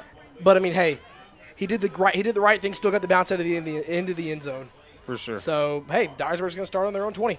Yep, on their own 20. That would have been pretty cool to see. If he did that on purpose, that's a very impressive kick. I mean, obviously he was trying to go to the corner. Yep.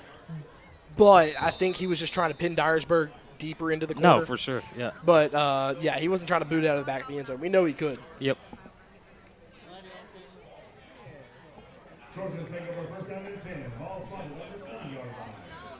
So after the touchback, Dyresburg steps back out onto the field as they trail 38-16. Wing left. Yeah, wing left look now for the Trojans. Actually, handoff to the left side. This one will be to... Good job. Yeah, good job as Miles Brown wrestles them out of bounds for only a gain of 2. On the carry was Nikari Hall. Yep, you want to make sure everything in your body says sling him down, but he was already right there on the sideline, and you don't want to get that extra 15 yards to them. The way this game's gone, Asa Barnes needs to get Player of the Week in every publication, every fan poll and whatnot. I mean, shout out to West Tennessee High School Athletics, who runs a great page over there covering the 731 area. has an area that doesn't get a ton of coverage from the bigger outlets in Tennessee. But, you know, he does a great job, and he always puts out a poll. I'd imagine this performance by Asa Barnes gets put on. He has 2 65-yard touchdowns tonight. Yep. Hand off to the right side of Peyton Hill. Hill lowering the shoulder, and man, just he's so hard to stop. He's a battering ram that just worked his way up to the 34-yard line for a first down. Got contacted at the line of scrimmage and still gained 12, 10. He's doing a good job. Doing a good job holding it high and tight as well, because you would think with this opportunistic defense that they would punch it out. Well, as a big guy who runs the football, you're taught to hold it more up high to protect it. So 38-16, 7:35 to go here in the third quarter. Westview, they lead by 22.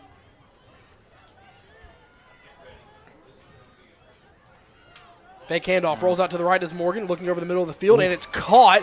But C.D. Dameron and the other safeties right there.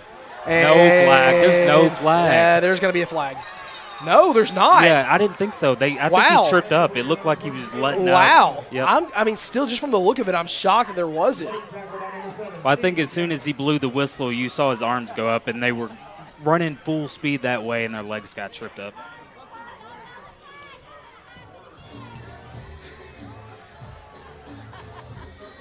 So second down and 4. Real quick pause for station ID. WTGF AM Jackson, WTGF FM Dyer, W231BU East Union, Sports Radio 94 FM 1390 AM. 5. The play clock, Yep. Dyresburg's got to get to the line to get a snap. 2, 1. They did not get it off. And I believe you have a timeout. I believe you have an R&R and Lindell Boutique timeout, which means we'll take a 30-second timeout here as well. Westview leads 38-16 when we come back. Second down and 4 for Dyresburg.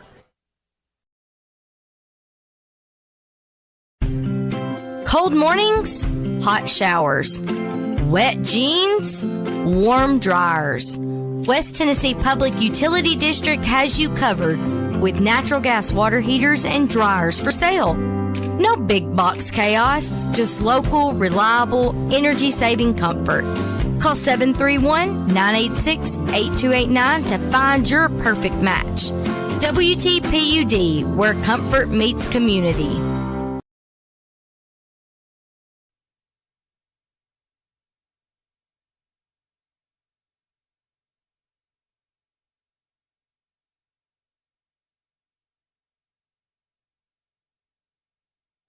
So some news here back at the Winstead Real Estate Land Company broadcast booth. Some news here. Westview had 3 players ejected at the end of the first half. Finn Snyder, Jay Sean Ward, and Sean Clay were all ejected at the end of the first half and will be ineligible next week against Covington. Westview has lost their leading tackler against the Chargers for next week. Second down and 4. We'll worry about that when we get there. Toss to the left side. This will be Nakari Hall past the 40 and tackled and stuffed by Miles. Ball comes out, and it's going to be a Westview turnover. No, they're going to say. Are they going to say he's down? No, that ball was out. It was out. Oh, they're going to keep it with Dyresburg. Oh boy, awfully close to the knee not being down. Westview recovered the fumble, but oh my word.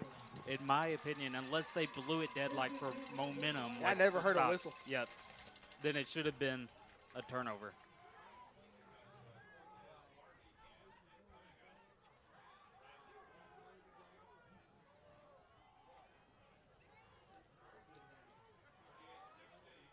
First down and 10 Yeah, at the Dyresburg 45. Wing left for the Trojans.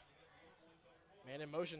And it'll be handoff to Hill at the middle. Hill just rolling through the Charger defense, staying on his feet. And down at the 49-yard line, Drake Hickman. Flag comes in late. Going on? And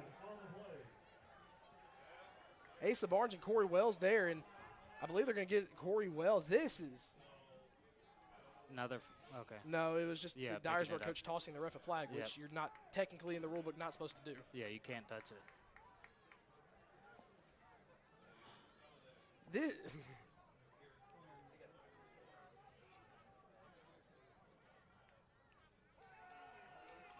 Going to be on Westview, and I imagine they got Corey Wells. He was the one closest. But, oh, my word. As broadcasters, we are taught to be we're taught not to be harsh on refs. We're taught to show unbiased. And a flag on Asa? Asa was just This is atrocious. This is atrocious. Miles Brown can't believe it, neither can Asa Barnes. Asa has got to be careful. This officiating crew is in over their heads. They are in over their heads. This has gone too far.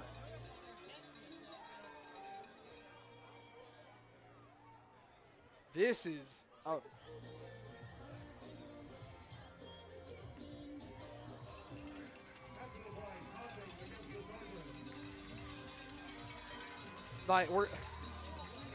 I'll take it. You can't, as an official, you cannot get emotional in a game. You're supposed to be even keeled, even headed, and right now these officials are inserting their feelings. Asa was 10 yards away from the official. Yeah. And did he throw it because he was looking at him? Yep. That's abysmal. Yep. No, I've never seen anything like this in my entire life. I've been around high school football for over 20 years, and I've never seen anything like this.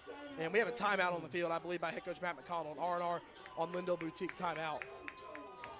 Man, this is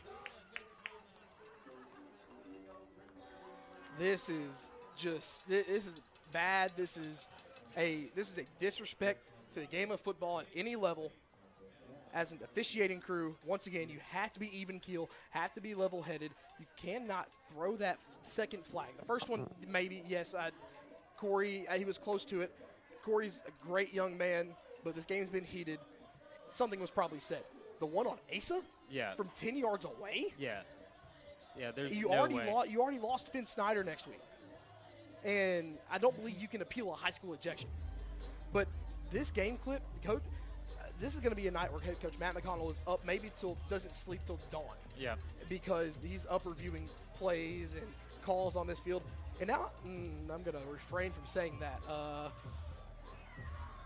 It's unfair to the players is all I'm going to state. If I get in trouble, I get in trouble. It's unfair to the players. Let them play the game. It's not what I was going to say, but I know. I may have gone a next level.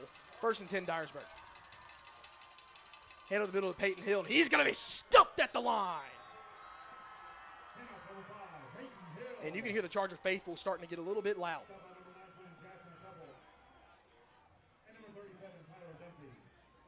Tyler Dunphy in on the tackle as well. He's going to have to play a huge game next week now. Yeah, he's going to have to. Yeah, it's going to be a big game for him. They need to reset that play clock. Yeah, it's about the third or fourth time they haven't this ball game.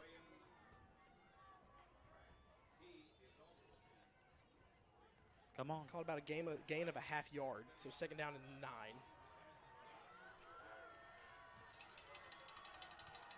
Wing to the left. Morgan under center. He'll toss it. And blown up play, but Peyton Hill has a wide open 19-yard touchdown. That'll make it 38-22, pinning the extra point.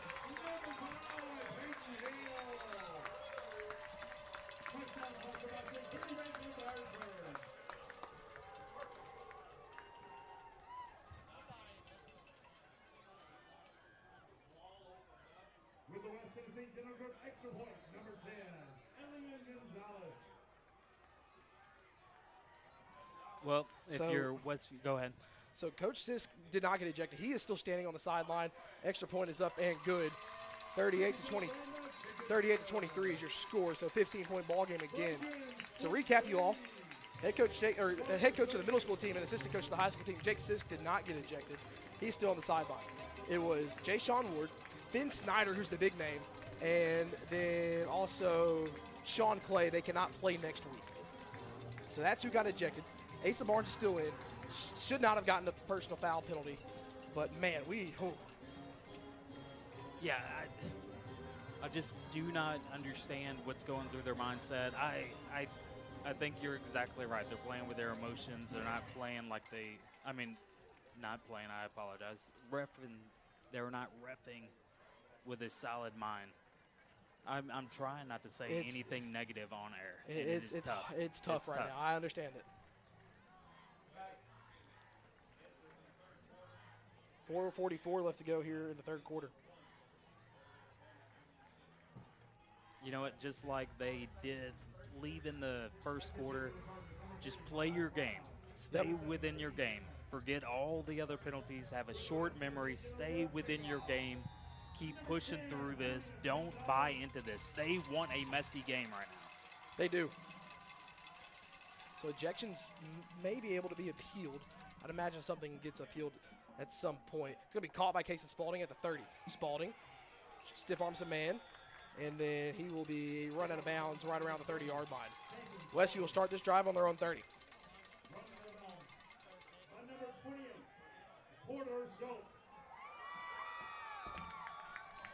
Dyresburg faithful still in it. It's a two-score game. Still 4:44 left to go in just the third quarter. A lot of games already entering the fourth quarter here in Northwest Tennessee. Yeah, and we thought coming out of the halftime that it would take a little bit longer. The emotions are high on all three phases, Dyresburg, Westview, and the officials. 15 on the play clock. Chargers in the huddle. And they break it. Frinsley back in at center. He's had a decent game tonight. 5 on the play clock. Westview motions. They got to hurry. Yeah, they're going to call timeout. Simpson gets it with 1. Oh. Fakes the handoff. Rolls out to his left. Being hit. That's a late hit on Simpson. That's a late hit. You can't throw that flag. Simpson's slow to get up. And Simpson is still laying on the ground. That is a late hit. It's good 2 seconds after he throws the ball. You cannot hold on to that flag after the flags you have thrown. No, and he stared it down. I don't understand what's going on right now. I don't understand.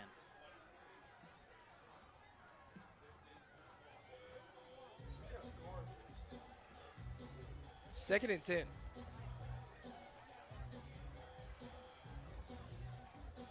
A late hit on Graham Simpson goes uncalled. Second down,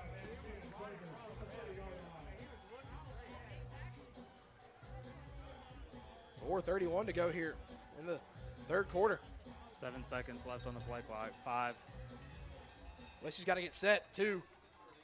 They do get set, and they do get it off. Simpson steps up into the pocket, gets a block. Simpson breaks a tackle, throws on the run, and caught by Dameron. Dameron will have enough for the first down. And it's a Winstead Real Estate Land Company first down up to the 42-yard line, around the 43. You're going to have to, for Simpson, you're going to have to do one of those where you just dig deep the rest of the night. Yeah, you got to expect no matter what, you're probably going to take a shot, and that's not something you want to expect. Throwing the ball 2 seconds later, taking a hit, but that's what you're going to have to do tonight. You're going to have to will yourself. Yep. And he's a tough kid, so he could do it. He is, but you can only be tough for so long. Yep. Before one of these hits just ultimately knocks you out the rest of the game. Single receiver to either side. Dameron in motion from right to left. Simpson hands it off to Barnes, who's had a career night. Asa Barnes has a gap. Asa Barnes has one man to meet. Makes him miss. Asa Barnes to the end zone. Asa Barnes from 57 yards out. His 5th touchdown. 5 for number 5. What a game. What a game. Asa Barnes. Gosh. Straight through the middle. 5 for number 5. Career night for the junior from Martin, Tennessee.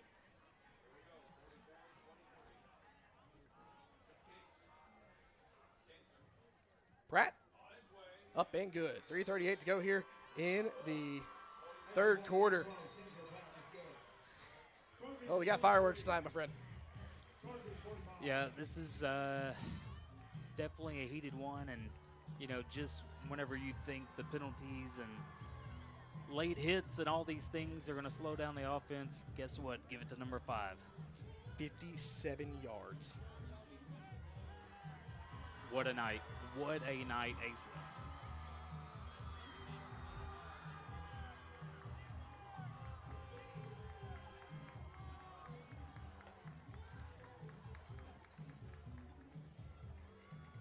Man, oh man.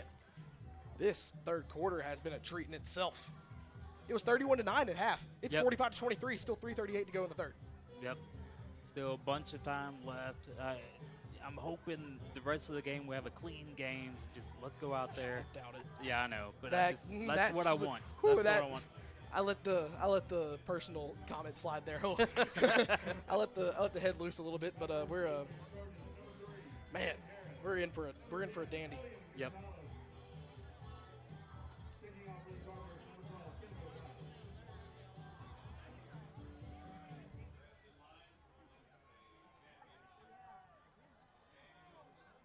Man, just what a night for Asa Barnes, man. Oh, it's a career 5 night. touchdowns for number 5. Against a very physical Dyresburg team.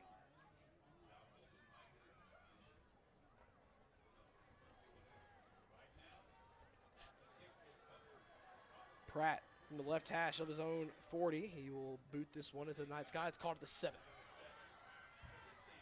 The return by Dyresburg, and it's going to be taken down inside the 15, right at the 15. And Jackson couples in there. Looks to be a little bit of a mix of about everyone. And the Chargers pin Dyresburg deep at their own 15. Yeah, great job on kickoff. Just make sure there was no yellow on the field, but I didn't see any, so good job. Inside the 20, let's make sure we do not allow them to extend this ball downfield. Man, oh man.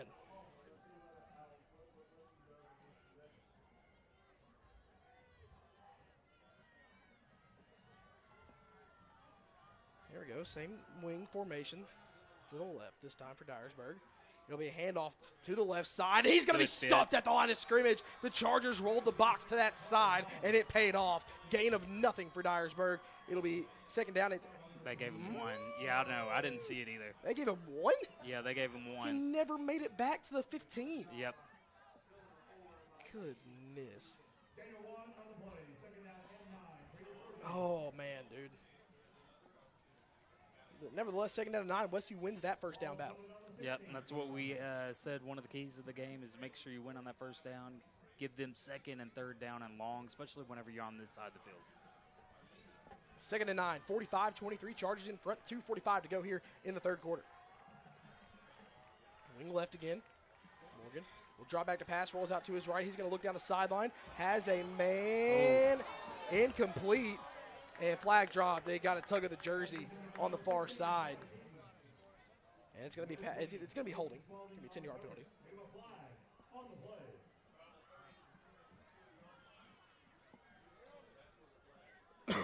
Excuse me. And the Chargers, this may be a season high in penalties.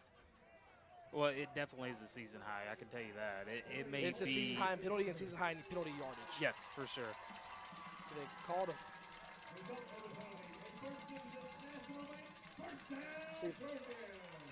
As a player, fan, and coach, I've never seen this many has penalties. Been insane. Yep. And they call it holding, so it's a 10-yarder instead of a 15-yarder.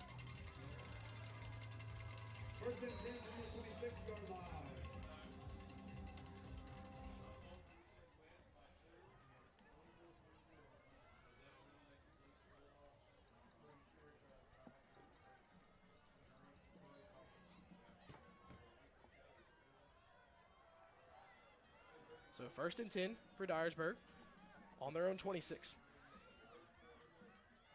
And it'll be a pass over the middle and incomplete. About 3 different Westview sets of hands could have gotten to that one.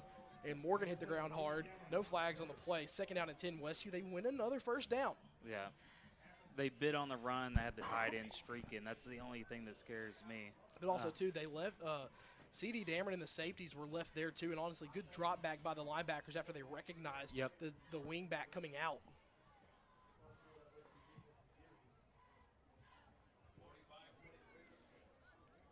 (45-23), 2:31 to go here in the third quarter. Still have a whole nother set of 12 minutes to play.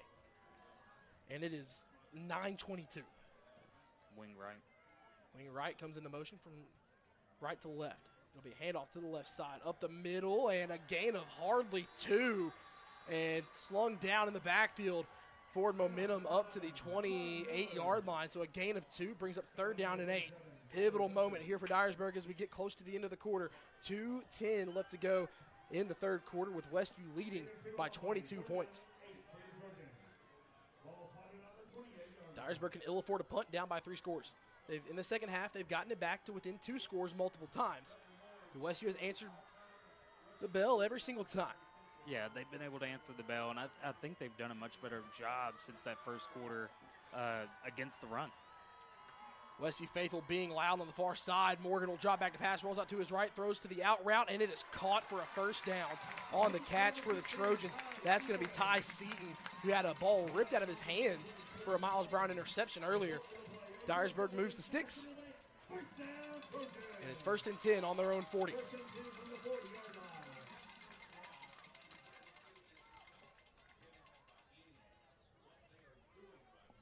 So Dyresburg not in too much of a hurry. You don't have to be in a hurry yet. Here's what happens with Dyresburg when they run these long drives. When you get later and they have to go hurry up, at this point by Westview, you may be gassed on the defensive side of the ball. 1st and 10 from the 40 for the Trojans. Wing set to the left, ball on the right hash. It'll be a handoff to the left side. Peyton Hill, he's going to be stuffed at the line of scrimmage, falls forward for a yard on the play. Once again, it's a win. It's Corey Wells on the tackle, but that's a win for Westview on 1st down, which we harped so much on in the pregame show. And here in the second half, Westview has done a good job at winning on these 1st down plays. Yeah, they've done an excellent job outside of that first quarter. Continue to do that, and the time is going to be a factor in this game if they want to get back in it. Oh yeah, it's going to be a factor in the 4th quarter. We're down to 60 seconds to go here in the 3rd. Wing to the right now. Morgan under center. It'll be a toss to the left side to Hill.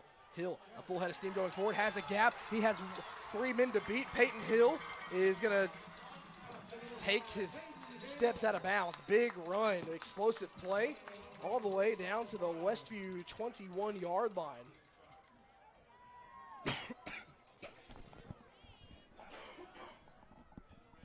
Trojans in business.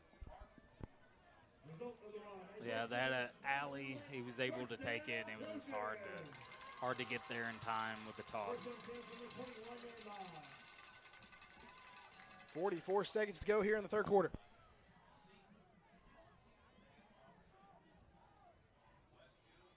Are we about to go? Well, no, dadgum. It's been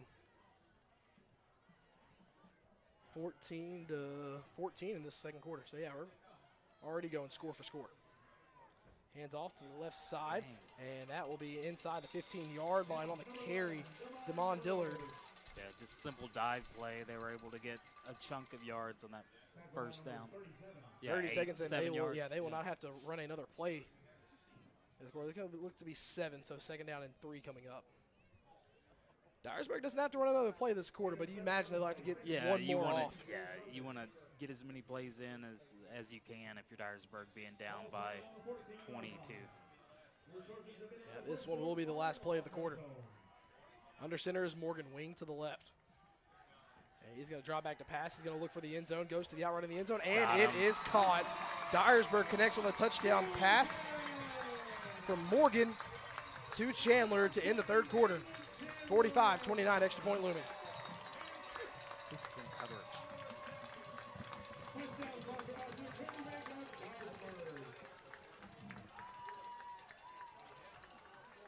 Was it? No. Jason? Okay. So, yeah, Chandler.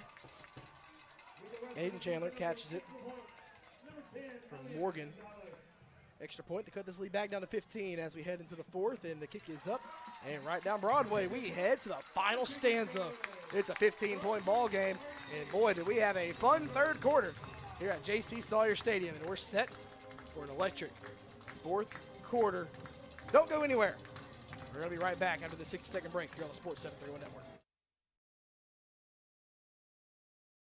Supporting Westview High School athletics, the Color Shop family of companies is here for you. Since 1977, Color Shop has provided the top-of-line flooring and paint to the community. Color Shop Construction specializes in new and remodels in commercial and residential spaces. And when life throws you a curveball, like a leak or natural disaster, Color Shop Restoration is ready with expert staff and the right tools to get you back on track fast. The Color Shop family is proud to serve Martin and the surrounding areas for over 40 years. Go Chargers! Ready to kickstart a career that'll take you places?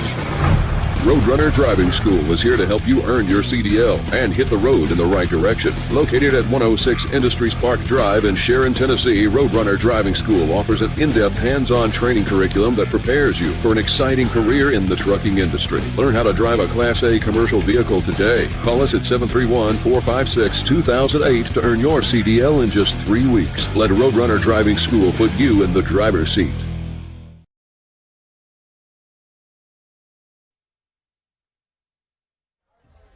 45-30 as we begin the final 12 minutes of play. Dyresburg outscored Westview 21-14 in that third quarter in what felt like punch for punch. So Dyresburg will kick off to start the fourth quarter. It'll be Dameron and Joy. Or no, that'll be Miles Brown, excuse me. Back there with Dameron. Dyresburg hasn't really had a kick make it back that far tonight. Yeah, the couple times they've done a little pooch kick and a squib kick. Well, so South Gibson has taken a 35-31 lead on Northside. Oh, wow.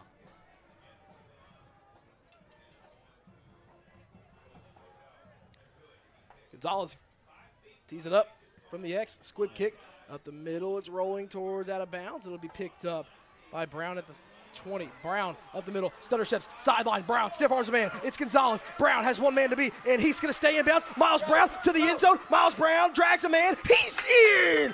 Miles Brown from 80 yards out. This team just will not give Dyresburg any room to get back into this game. Yeah, they will not give any room for them to get back in the game. But also, you don't know how tough that is to pick that up off the ground like a shortstop and take off.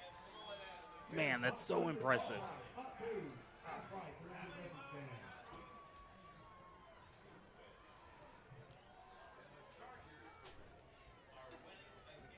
Westview back up by 3 scores. Extra point looming. Is Miles a baseball guy as well? He plays baseball. What does he play? He plays outfield. Okay. I was about to say, because if he's a shortstop, that's what it looked like. He was hot hands, scooped that thing up and scored. And a flag in the backfield of Westview. False start on Westview, still back up 5 yards. Flag on the kick for false start against the Chargers.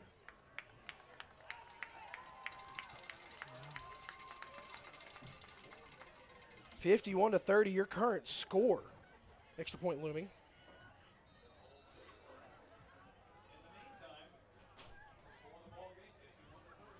Extra point, trying to make it 52. Extra point will be from 25 yards out. Kinzer Pratt has a career-long 35-yard field goal on collegiate uprights, and it doesn't matter. Back it up however many yards you want to. Kinzer Pratt still knocks it through. 52-30, your score here with just 11:45 to go here in the fourth quarter. We'll keep it right here. Josh, this Charger team will not let Dyresburg get anywhere within 2 to 3 scores, anywhere closer than that. Yeah, no, I think the closest has been that I can remember is 15 points, right? Yes. Yeah, Since Westview took that big lead. Yep, since they took the big lead, it's been 15-point differential, and, they want to keep it at least 15 points. The grit that this team has been so impressive. You've been able to see it tonight because feels like us against everyone. Yes. And so I'm very impressed, all the penalties and all the talking and all the things that are not football related or should not be football related, and they've been able to overcome those Well, things. also, too, can we talk about they tried, the one mistake Dyresburg didn't want to make in giving Westview a potential kickoff return touchdown by squib kicking it or pooch kicking it, it still got to the back return men. Yep. Yeah, for sure. Yeah, no, it's impressive. These are some talented young men, and that's the reason why they're getting all these offers. Yes.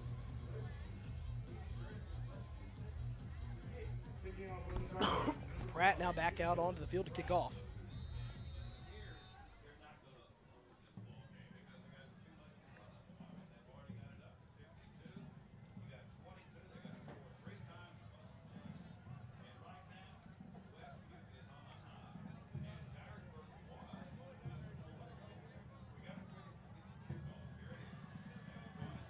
kick by Kinzer, but it might travel out of bounds, and it does. It does. This is going to be a free kick out of bounds. And Dyresburg, they'll take the 35-yard line start. Illegal procedure, kick out of bounds by the Chargers.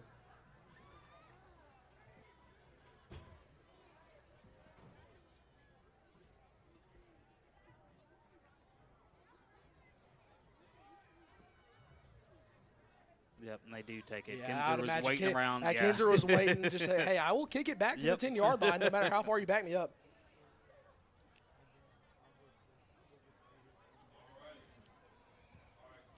They start at the 35 with 11:45 left in the fourth quarter.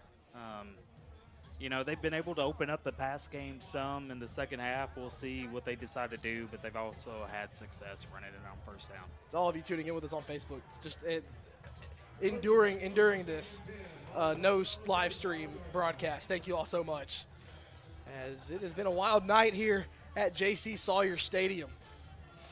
Yeah, a wild one indeed. If there's any way you can find this film, if you have a friend that's a coach, I would definitely check it out because it has been intense.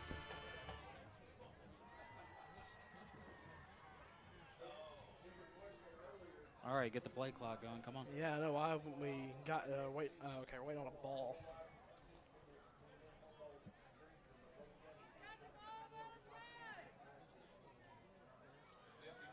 Little World Series update. The Blue Jays have blown the top off of the Dodgers right now. It's 9-0 after a grand slam in the bottom of the sixth, or 9-2 after a grand slam in the bottom of the sixth. Wow. As a sports enjoyer, I love me some baseball. So, anyways, back to the game action. Wing set to the left for Dyresburg as they start this drive on their own 35. It'll be a toss to the right. This one will be to Hill. Hill still just churning those legs. He's going to fall forward for a gain of 3. It'll bring up 2nd and 7. To right around the 38. And it looks like we can give him to the 39, so a gain of 4. Brings up 2nd down and 6. Yeah, he's been running the ball hard tonight. Our guys have been going over top and getting them, but it seems like it's 4, 5, 6 yards every single time. Been able to stop them for 2 or 3 yards a couple times, but it's been a tough night. 11-12 to go here in the fourth quarter. You know, we'll get to this when we get there, but wonder if there's going to be a post-game handshake line. Wing set to the left. It'll be a handoff to the left. It'll be Akari Harris, and he's not going to get anywhere. It's going to be right at the line of scrimmage. And no, he never touched the 40. Yeah. No way they're going to give him a yard. Yeah. They're going to say it's a gain of 1. As Akari Hall never touched the 41. He got to the 439. He got to the 40 apparently. It's going to be 3rd and 5. Once again, another big third down for the Trojans. Yeah, it's down by 3 scores, 52-30 with 10:30 to go here in the fourth quarter, and still just taking your time, not running any kind of hurry up. Yeah. Doing the old traditional quarterback running back and forth. And it's going to waste some time here. 10 seconds just came off right there. 7 on the play clock. 3rd and 5, pivotal here. Dyresburg has it on their own 40, need to get to their own 45. It'll be a toss to the right side. This will be to Hall again. Hall's not going to get there. He's going to gain 2 yards. Dang, come on and now. Flag comes flying late. That's going to be on Dyresburg. Unnecessary roughness. That'll back this one up. That's going to be on the offensive lineman, Jackson Perkins. Finally got one in favor of Westview.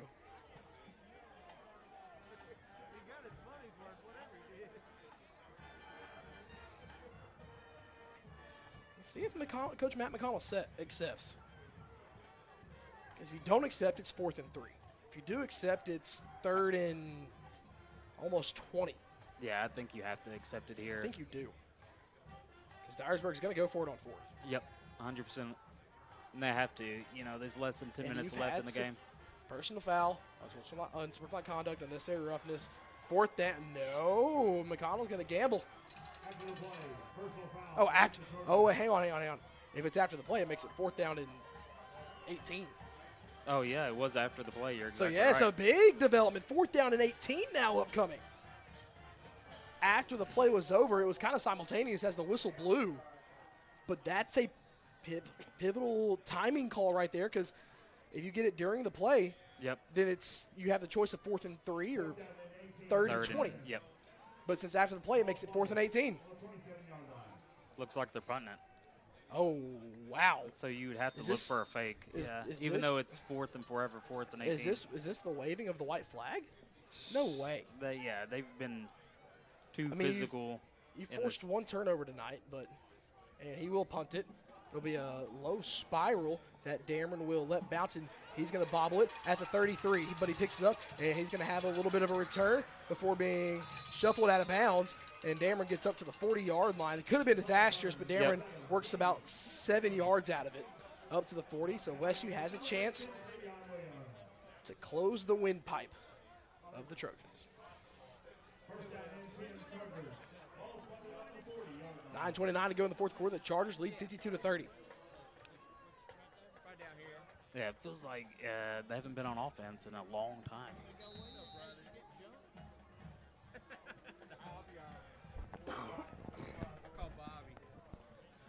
See how Westview plays this drive. 15 on the play clock. Chargers get to the line of scrimmage. Simpson has Barnes to his left in the backfield. Dameron in motion from right to left. 1st and 10 for the Chargers, and E&H Refrigeration defensive stop. Flag comes flying. Brown has a catch on the 45. This one's coming back.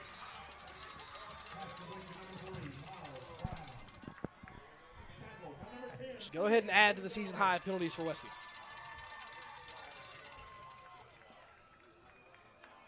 Illegal procedure on Westview. I believe they got Dameron going towards the line of scrimmage on the snap.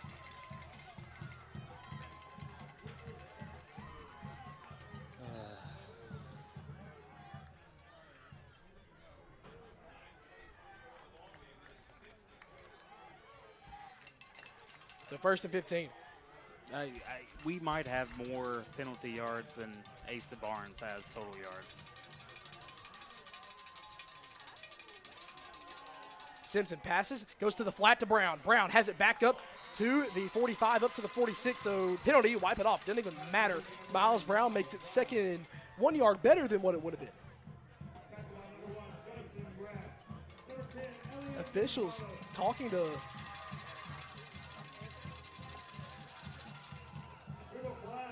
ineligible man downfield. Okay. This is. What number did they call? I don't know. Say? Yeah, because I didn't see it. This is bad.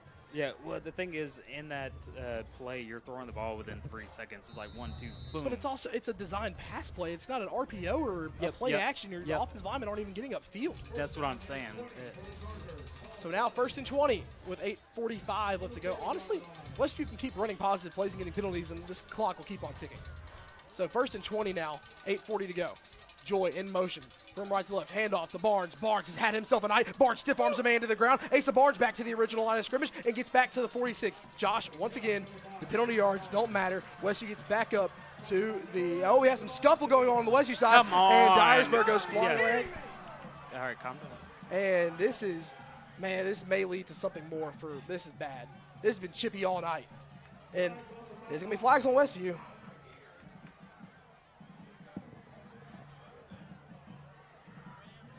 A Dyresburg player came off the bench. Yep. Dyresburg player came off the bench, I believe.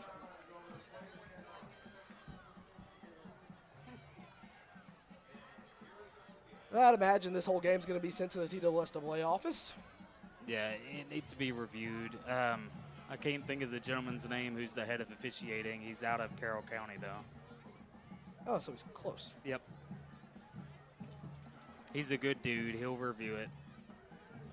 This is going to be, gosh, man. This one was deserved on Westview. I'm going to say that. He got shoved by I don't know who shoved him.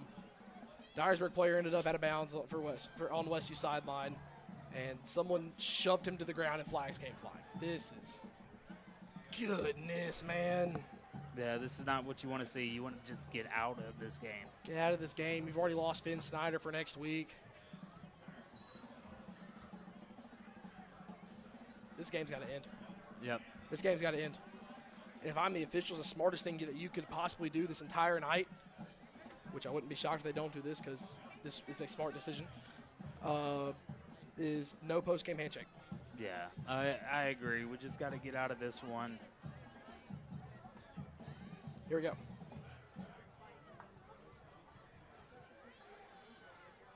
So now more officials are – so 5 of the 6 officials are now grouped up.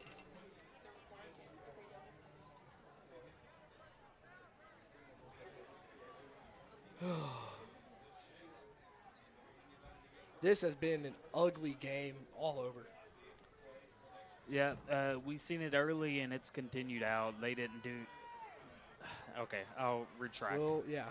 I'll retract. There's still a conversation going. We still have 8:28 left in this game. Yep. I imagine there's a long discussion happening at about the 45-yard line in Dyresburg territory. Westview is going right to left. Dyresburg's going left to right. All 5 of the 6 officials are grouped up on the 45-yard line of Dyresburg territory, and they are on Westview sideline, in between the 40 and the 50.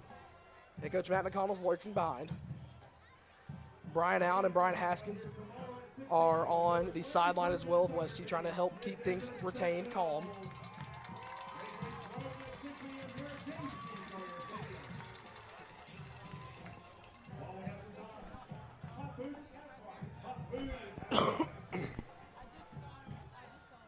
And we finally have the huddle that breaks of the officials.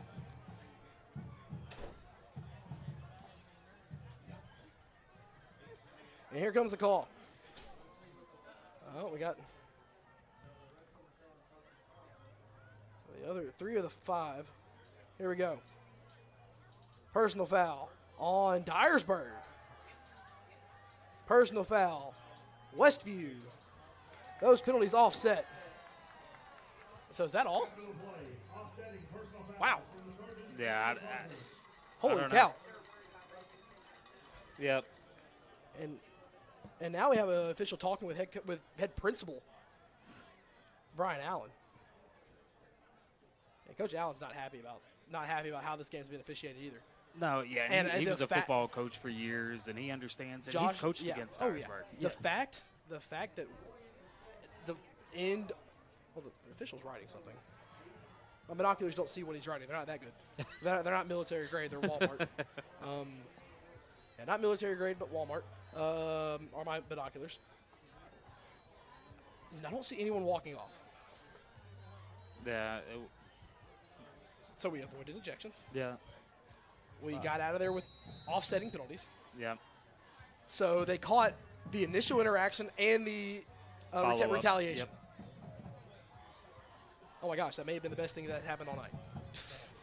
Most efficient thing, I guess. 2nd and 4 after all of that with 8:10 to go here in the ball game. Man, oh, man. I wish we had a live stream tonight. Thanks, Dyresburg. Out of all nights, this is the one. I shouldn't have said that. Handoff up the middle to Barnes. Barnes shovels his way. Asa Barnes makes another miss. He's in Dyresburg territory at the 45. Barnes at the 40 and slung down inside to the... What is going on? Dyresburg players just got entangled on themselves. He's going to fall forward to the 37-yard line at the Winstead Real Estate and Land Company first down.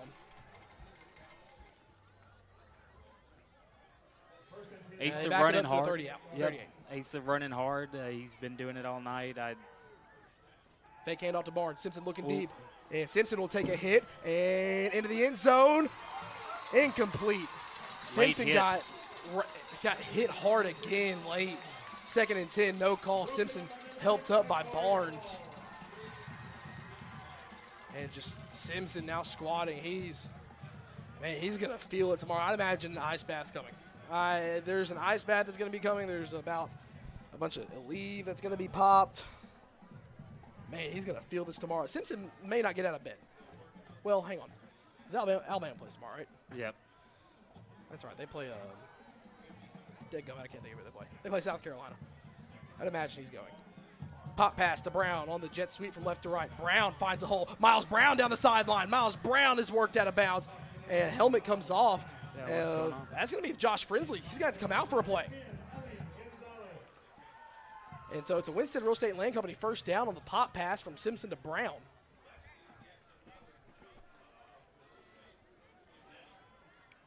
Let Asa go in for 6, man. Yeah, it would be great. I've had number calls for him since about the 3rd one tonight. Give him to me. 3 receivers to the left, none to the right. Ball to C.R. Wilson Lumber and Supply red zone opportunity. It's going to be a handoff to Barnes, and Barnes is going to be stuffed for only a gain of like 1 and then dragged down late. And here comes Brinsley back into the ball game.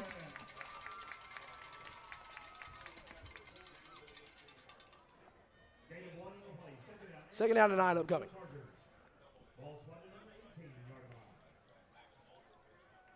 Max Mobley came out for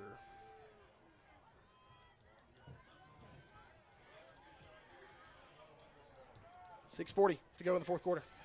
Simpson fires over the middle to Brown. Brown sidesteps a man. He's inside the 10, reaches for the goal line, can't quite get there. First down for Westview. Winstead Real Estate Land Company first down. And here comes the Westview. Hurry up. First and goal to go. Give it to 5 for 6. Let's do it. Give it to 5 for 6. Handoff. Barnes right side. Falls forward.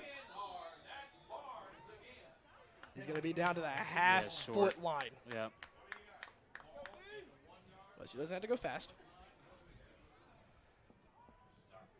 Come on, feed him one more time. He's been your workhorse all night. Yeah, I thought they were going to maybe run that heavy set, but I guess not. On the 1 yard line. Simpson walks up to the line. 5:55 to go here in the ball game. Simpson takes a snap. He'll drop back to pass. Goes on the out route. It is caught. It'll be a touchdown pass from Simpson to Miles Brown. First Response Security Services touchdown. A 1 yard out route to Miles Brown. Makes this thing 58-30.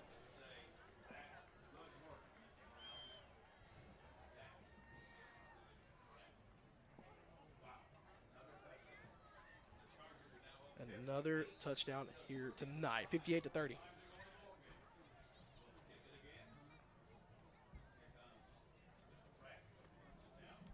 And this is going to get tipped and does not get there. Extra point, no good. Yeah. First one, no good of the night. Still up 28. 5:45, 58-30. We're going to take a quick 30-second break here on the Sports 731 Network.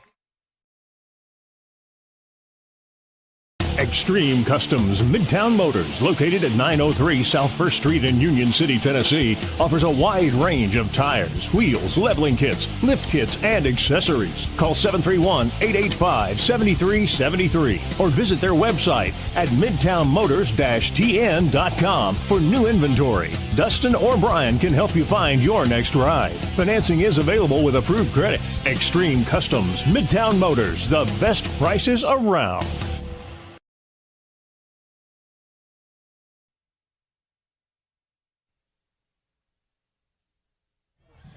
58-30, 5:45 to go here in the fourth quarter. Chargers in front by 4 scores.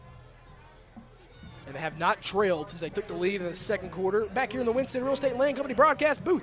My name is Jared Davidson, and alongside me tonight, Josh Greer, for the penultimate week of the high school football regular season here in 2025. Week 11 on tap next week. The Chargers will battle Covington for what is most likely to be for first place. Yeah, that's going to be a fun one, but this one isn't over yet. We want to get out of here unscathed, no injuries. Let's have a clean game. No more ejections. Yeah, no more ejections. Let's just finish this game, get out, and let's have this in our rear view mirror. And this one will be popped short by Pratt and caught at the 17-yard line. This one is shuffled around by Dyresburg and up past the 35, looks to be the 36 on the return is Jaden Harris.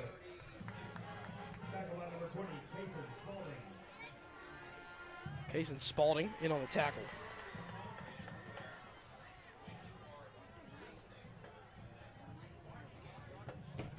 Trojans take over first down and 10. All 5:35 to go here in the fourth quarter. Yeah, 5:35 left. You would imagine they're going to have to start throwing it around. You're going to start throwing it. You're going to start going hurry-up offense. Yep. 13 seconds, 10 seconds. Yeah, Dyresburg still in the huddle on the sideline. And they got to run all the way to the opposite hash. Yeah, this is 5 seconds. They're going to have to call a timeout or take it. Yep. Timeout is called, and that's just, you can't do that in this situation. You wasted a timeout. They got one left. One timeout left. You're down by 28. You're trying to get back into this game. You already have an offense that takes up a lot of time to try to score. You cannot mismanage that time. Man, this has just been a wild ball game. And you have to wonder if coming out of fall break in the first quarter, maybe, there was slight look ahead to Covington. And obviously you're going to take care of business here tonight. You do allow 30, but it has been a weird physical game. 21 points in the third quarter, 9 in the first quarter. Shutout in the second was Dyresburg. Westview has been in control since about the 7.5-minute mark of the second quarter. Yeah, controlled chaos. Yeah, controlled chaos. And real quick, before we get started back here on this drive, going to pause for station ID. WTJF AM Jackson, WTJF FM Dyer, W231BU East Union, Sports Radio 94 FM, and 1390 AM. Coming up on 3 hours of game time, 9:53 here in Dyresburg, Tennessee. Wing set to the left. Morgan under center. And it'll be a fake toss. Morgan's going to throw it. Looking back left, he's going to step up and run. He has to run. That's all he has. And he's going to bad angle. Get out of bounds. Yeah, not a good angle on the pursuit, but he's going to step out 2 yards shy. Brings up second down and 2 from the Dyresburg 44. They have to get to the 46.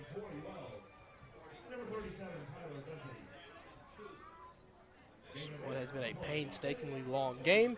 It's been a penalty field game. Westview has a season high in penalties. I cannot wait to see the final number and yardage on those. I've had 3 players ejected: Finn Snyder, Jay-Sean Ward, and who is the third? We'll get those, and it's going to be Sean Clay, who are all not available next week. As of now, it can be appealed. Run up the middle, and it'll be Harris, and Harris is going to be a yard positive of the yard line to gain. It'll be first down and 10 for Dyresburg upcoming.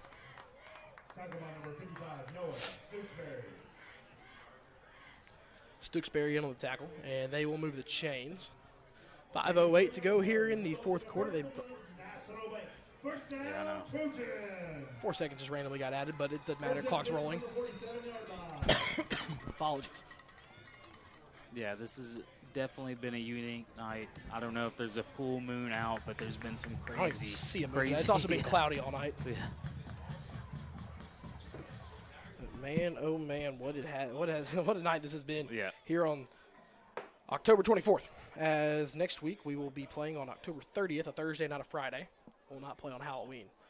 It'll be a fake handoff. Morgan's going to pass, go to the corner. It's going to be picked off by Westview. Miles Brown has nothing but green turf in front of him, and Miles Brown takes it to the house. Flag thrown back. This one may not stand. What in the world? The interception will stand. Let's yes, rephrase interception will stand.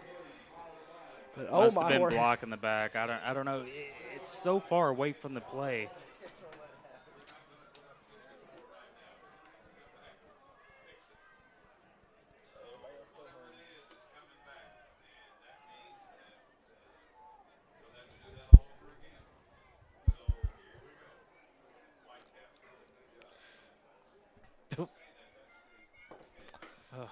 And beg to differ if you heard that on our background.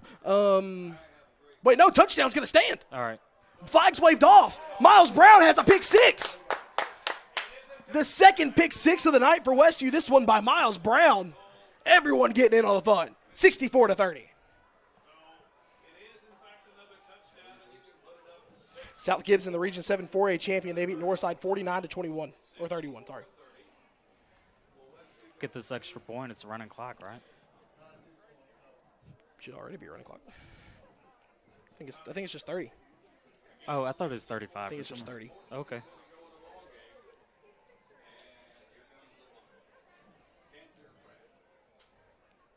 Kinzer Pratt. Snap, the hold, the kick, right down Broadway. It's 65-30, and the Chargers with their second pick six of the night, 4:22 remaining. That's a first response security services touchdown on the other end. What a game. What a game. You're starting to see. And they're starting to see Dyresburg fans head for the exits. Yeah, I don't blame them. It's been a long season for them. I meant game. It feels like season tonight. And we should have a running clock once the kickoff ensues.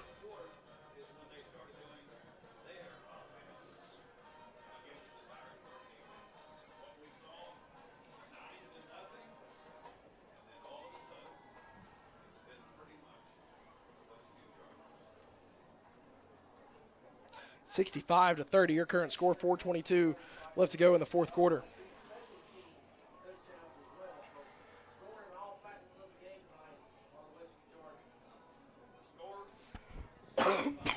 Apologies for the coughing, ladies and gentlemen.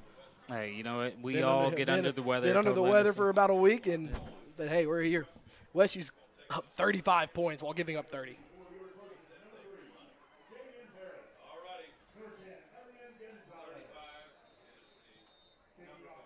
Yeah, here goes the running clock now. Yeah, here we go. Run that clock all the way down, baby.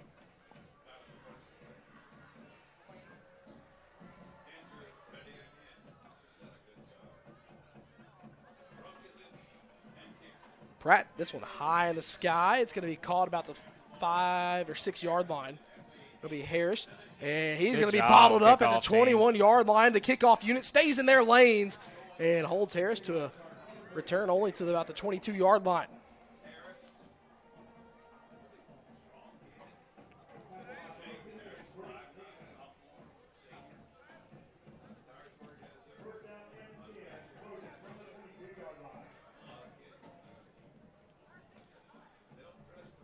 .330 to go here in the ball game.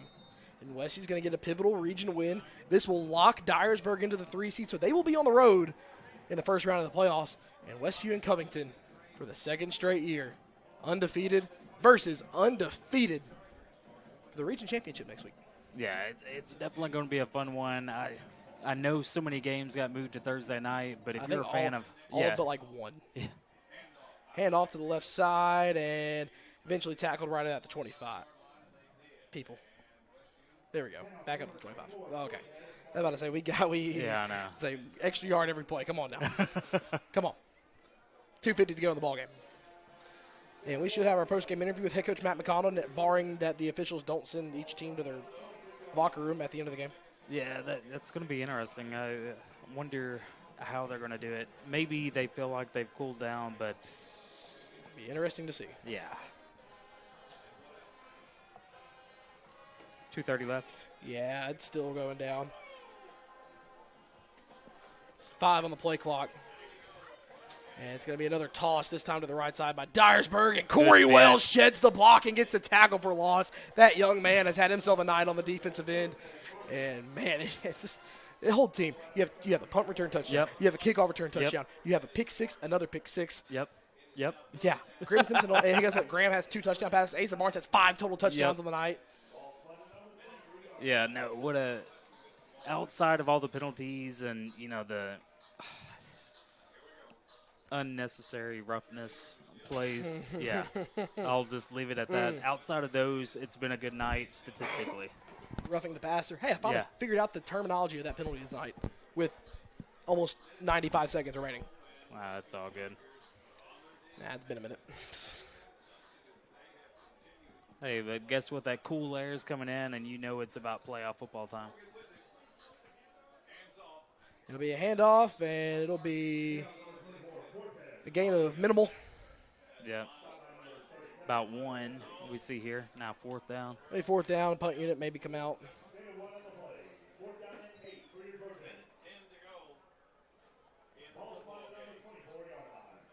Yep, here they come out. Yep. I mean, yeah.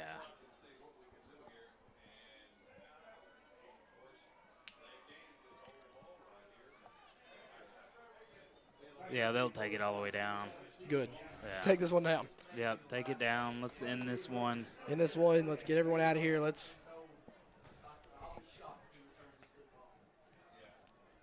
they're going to snap it. And Dameron's going to chase it down. And it's going to be a good bounce, and Dameron will pick it up for fun. At the 15-yard line, makes the man miss. He's going to make another man miss. CD Dameron is going to stay in bounds and get tackled. Dameron's going to get it out to about the 41-yard line. And you don't even have to get the best formation in football. This one's going to be over. Yep.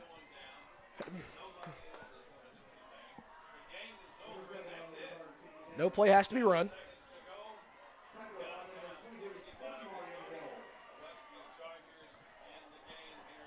triple zeros have hit the clock. The Westview Chargers, they take down a 65-30 win. They will play for the region championship next week.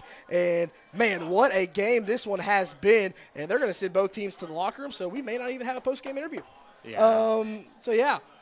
You know, that's the best thing to do. You want to make sure that there's no more fighting, no more whatever was going on. I'm trying to be a positive person. No, you don't want to now. get anything else going crazy. Send them to Yeah. the locker rooms.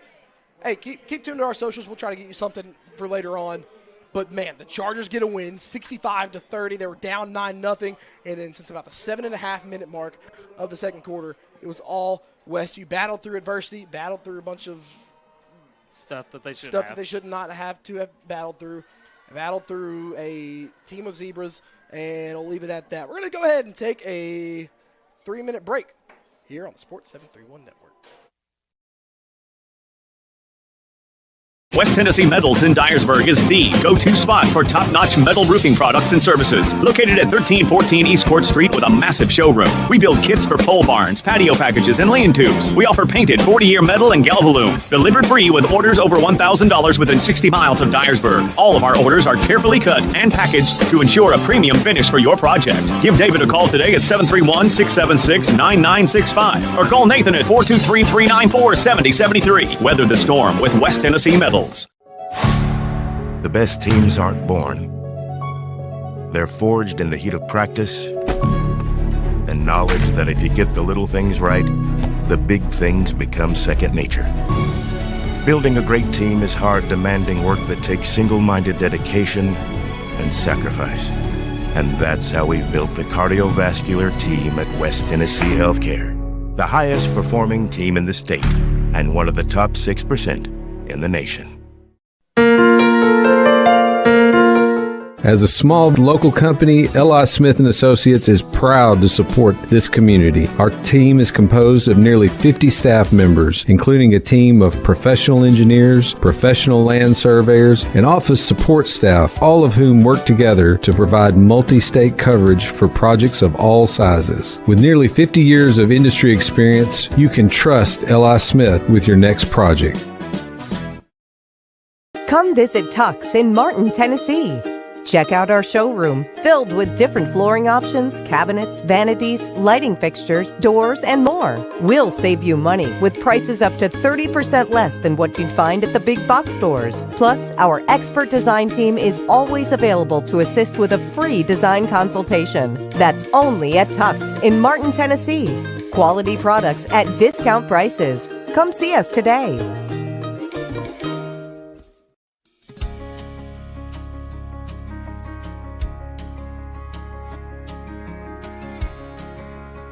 At Winstead Real Estate, we treat every customer like they're the only one.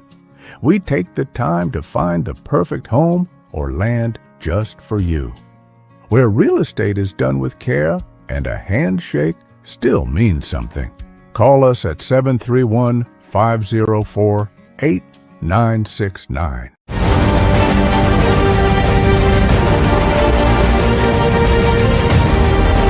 In the world of sports, precision and excellence define champions. Dynamics Physical Therapy is dedicated to enhancing athletic performance and preventing injuries by serving schools and their athletes. Elevate your game with Dynamics. Visit dynamics.life to learn more.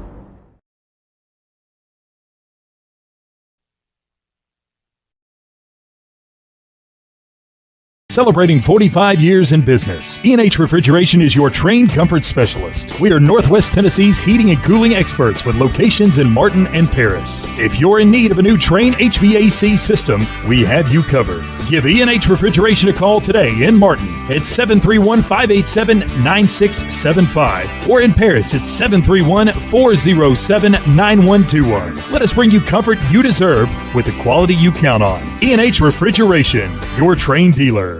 Got a leaky roof? Missing shingles? Or maybe it's time for a total roof replacement? No matter what your roofing needs, KB with ARS Roofing has you covered. From repairs and cleaning to full roof replacements and preservation, ARS Roofing is your trusted local expert, serving all of West Tennessee and Western Kentucky. Protect your biggest investment, your home, with the quality and care you deserve. Call ARS Roofing today at 731-636-9700 and schedule a free quote. ARS Roofing, making roofs look great again.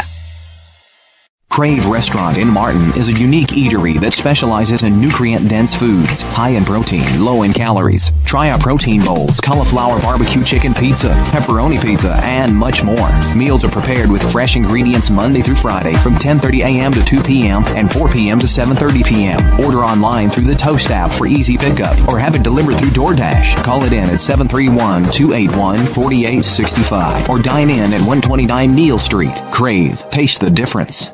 Your business is unique, so protecting it should be tailor-made. Unlike those one-size-fits-all nationwide security companies, First Response Security Services offers custom solutions tailored to your organization's needs. We even work around any stipulation you have. First Response actually sends real people to support you. You're not just a number in a database. You get the personal touch and real local support whenever you need it. Serving Northwest Tennessee for 15 years.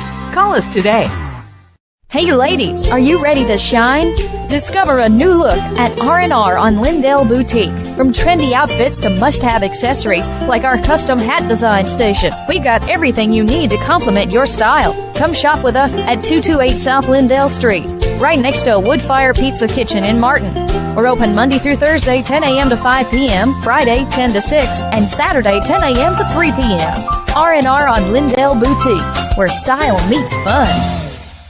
C.R. Wilson Lumber and Supply has just what you need for your next home upgrade or big project. From durable Trex composite decking to sleek Marvin windows to semi-custom cabinets that fit your style and budget. C.R. Wilson Lumber and Supply has Traeger grills for your weekend barbecues, Milwaukee tools for the job site, Valspar paint to refresh any space, plus culverts, lumber, hardware, and so much more. C.R. Wilson Lumber and Supply. Call 731-341-4408 or stop by 8487 Highway 22 in Dresden.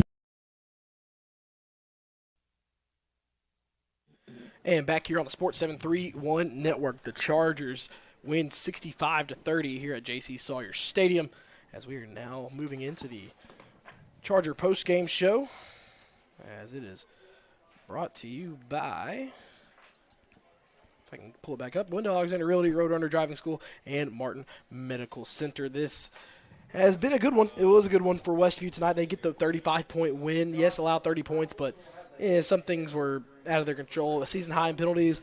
The Chargers prevailed. We'll have a couple players next week due to ejections, one of them being Finn Snyder. I believe they can be appealed, so I'd imagine Coach McConnell does appeal a little bit. But, man, it wasn't pretty at times. It got ugly. It got heated between both sides. But, hey, Westview came out unscathed. Had players limping after tonight, which you knew that was going to happen. But I got a short week up ahead before you welcome in Covington. Yeah, you have a short week, and we did see some people, but we knew this was going to be a physical game. What you don't want is some of the extra stuff that was going on. I'm not going to elaborate on the extracurricular activities that were going on, but I am disappointed in the fact that it did take place. That's just me and my personal opinion. It does not reflect the opinion of the Sports 731. Regardless, to go back to the game, yeah, we had huge nights. Asa Barnes, five touchdowns. 5 total touchdowns, 3 rushing touchdowns for the young junior, and 1 pick six and 1 receiving touchdown from Graham Simpson. We're going to go ahead and do it. He's our ARS Roofing Player of the Game. Yeah, he's most definitely the player of the game. At least 3 of the touchdowns, in my memory, obviously, it's not as good as yours. 3 of them were over 50 yards, I know for a fact. And so that's so impressive to have that. He was so physical and so important to the Westview Chargers tonight. Even during the second quarter, whenever you saw 8 penalties probably is what I'm guessing, he was still that stable force that was able to get you out of trouble whenever you needed it the most. Yeah, he was able just to grit down low and competing. Graham especially as well, like all the hard hits he took tonight, able to stay in there, had to stay in there. We don't have a backup quarterback right now due to Collins' injury, so therefore it's just one of those things where you got to tough it out, and props to Graham. He did battle through an interception, battle through constant late hits, and just battled through about 20,000 different penalties, it felt like, for that. Before we sign off for the night, we're going to find you some final scores that have come in so far. USJ beats Tipton Rosemark 17-7. Adamsville beats Scotts Hill 42-8. Westview obviously here beats Dyresburg 65-30. And Covington Blast McNary Central 62-0. And let's get going here. Camden, they beat Stewart County 59-21. South Gibson beats Northside 49-31. They win the region down there in Region 7 4A. Halls beats Gibson County 59-7. Middleton beats Kip Memphis 28-6. Obion County beats Ripley 21-7. So Obion County, they will be in the playoffs. And Fayette Ware, they fall 20-12 to Kirby. Liberty Tech beats West Carroll 28-12. TCA beats DCA 42-7. Dresden beats South Fulton, another pivotal game. Dresden will be the Region 7 apologies. Dresden will be the Region 7 1A champions after a 51-14 win over South Fulton. Riverside, they beat Summertown 34-22. McKenzie beats Wayne County 41-0. Dyer County beats Southside 63-14. JCM beats Union City 40-13. That was a playoff elimination game right there. Bolivar shuts out Loretto 14-0. Gibson. Wait a minute. I believe that's supposed to be Greenfield. Yeah, Greenfield. Yep. Mistype. Greenfield beats Lake County 26-21 in a huge game there. Munford beats Germantown 29-24 and was another big game at the 6A level. Humboldt edges out a victory over Gleason. So Humboldt has some life. They don't play a region game next week, but they have some life in that one. Crockett County gets the big win over Chester County 41-7. Lexington beats Hardin County 35-7. Hollow Rock Rooston beats McEwen 10-7 on a game-winning field goal is what it looks like, a late one. Huntington beats Peabody 40-21. Huntington, they went on to score 19 unanswered points. Henry County, they beat Kenwood 45-7, and then Jackson Christian beats FACS 38-13. And the final score of the night so far, Haywood beats Ridgeway 65-12. Josh, final thoughts in game next week. All right. Get your popcorn ready. It's going to be a lights-out game. I am so excited about this game. We need to make sure our players get plenty of rest. This is going to be a fun one. If you love high school football, you need to be there. I think you see a much more focused Westview. Yeah. Oh, by far. Yep. I think you see a much more focused Westview. And so once again, Asa Barnes goes off for 5 total touchdowns tonight. He's our ARS Roofing Player of the Game. Well, that will do it for our broadcast tonight. For myself, Jared Davison, for my color commentator, Josh Greer, our producer tonight, Mason Purnham. No camera people tonight due to Dyresburg not letting us stream. But guess what? We will have a stream back next week. So guess what? If you can't make it out to the game because you're somewhere else, because every single game feels like it's being played on the 30th, tune in to the Sports 730 Network next week for a Region 7 3A championship game. And with that being said, God bless, good night, and get home safe, everybody.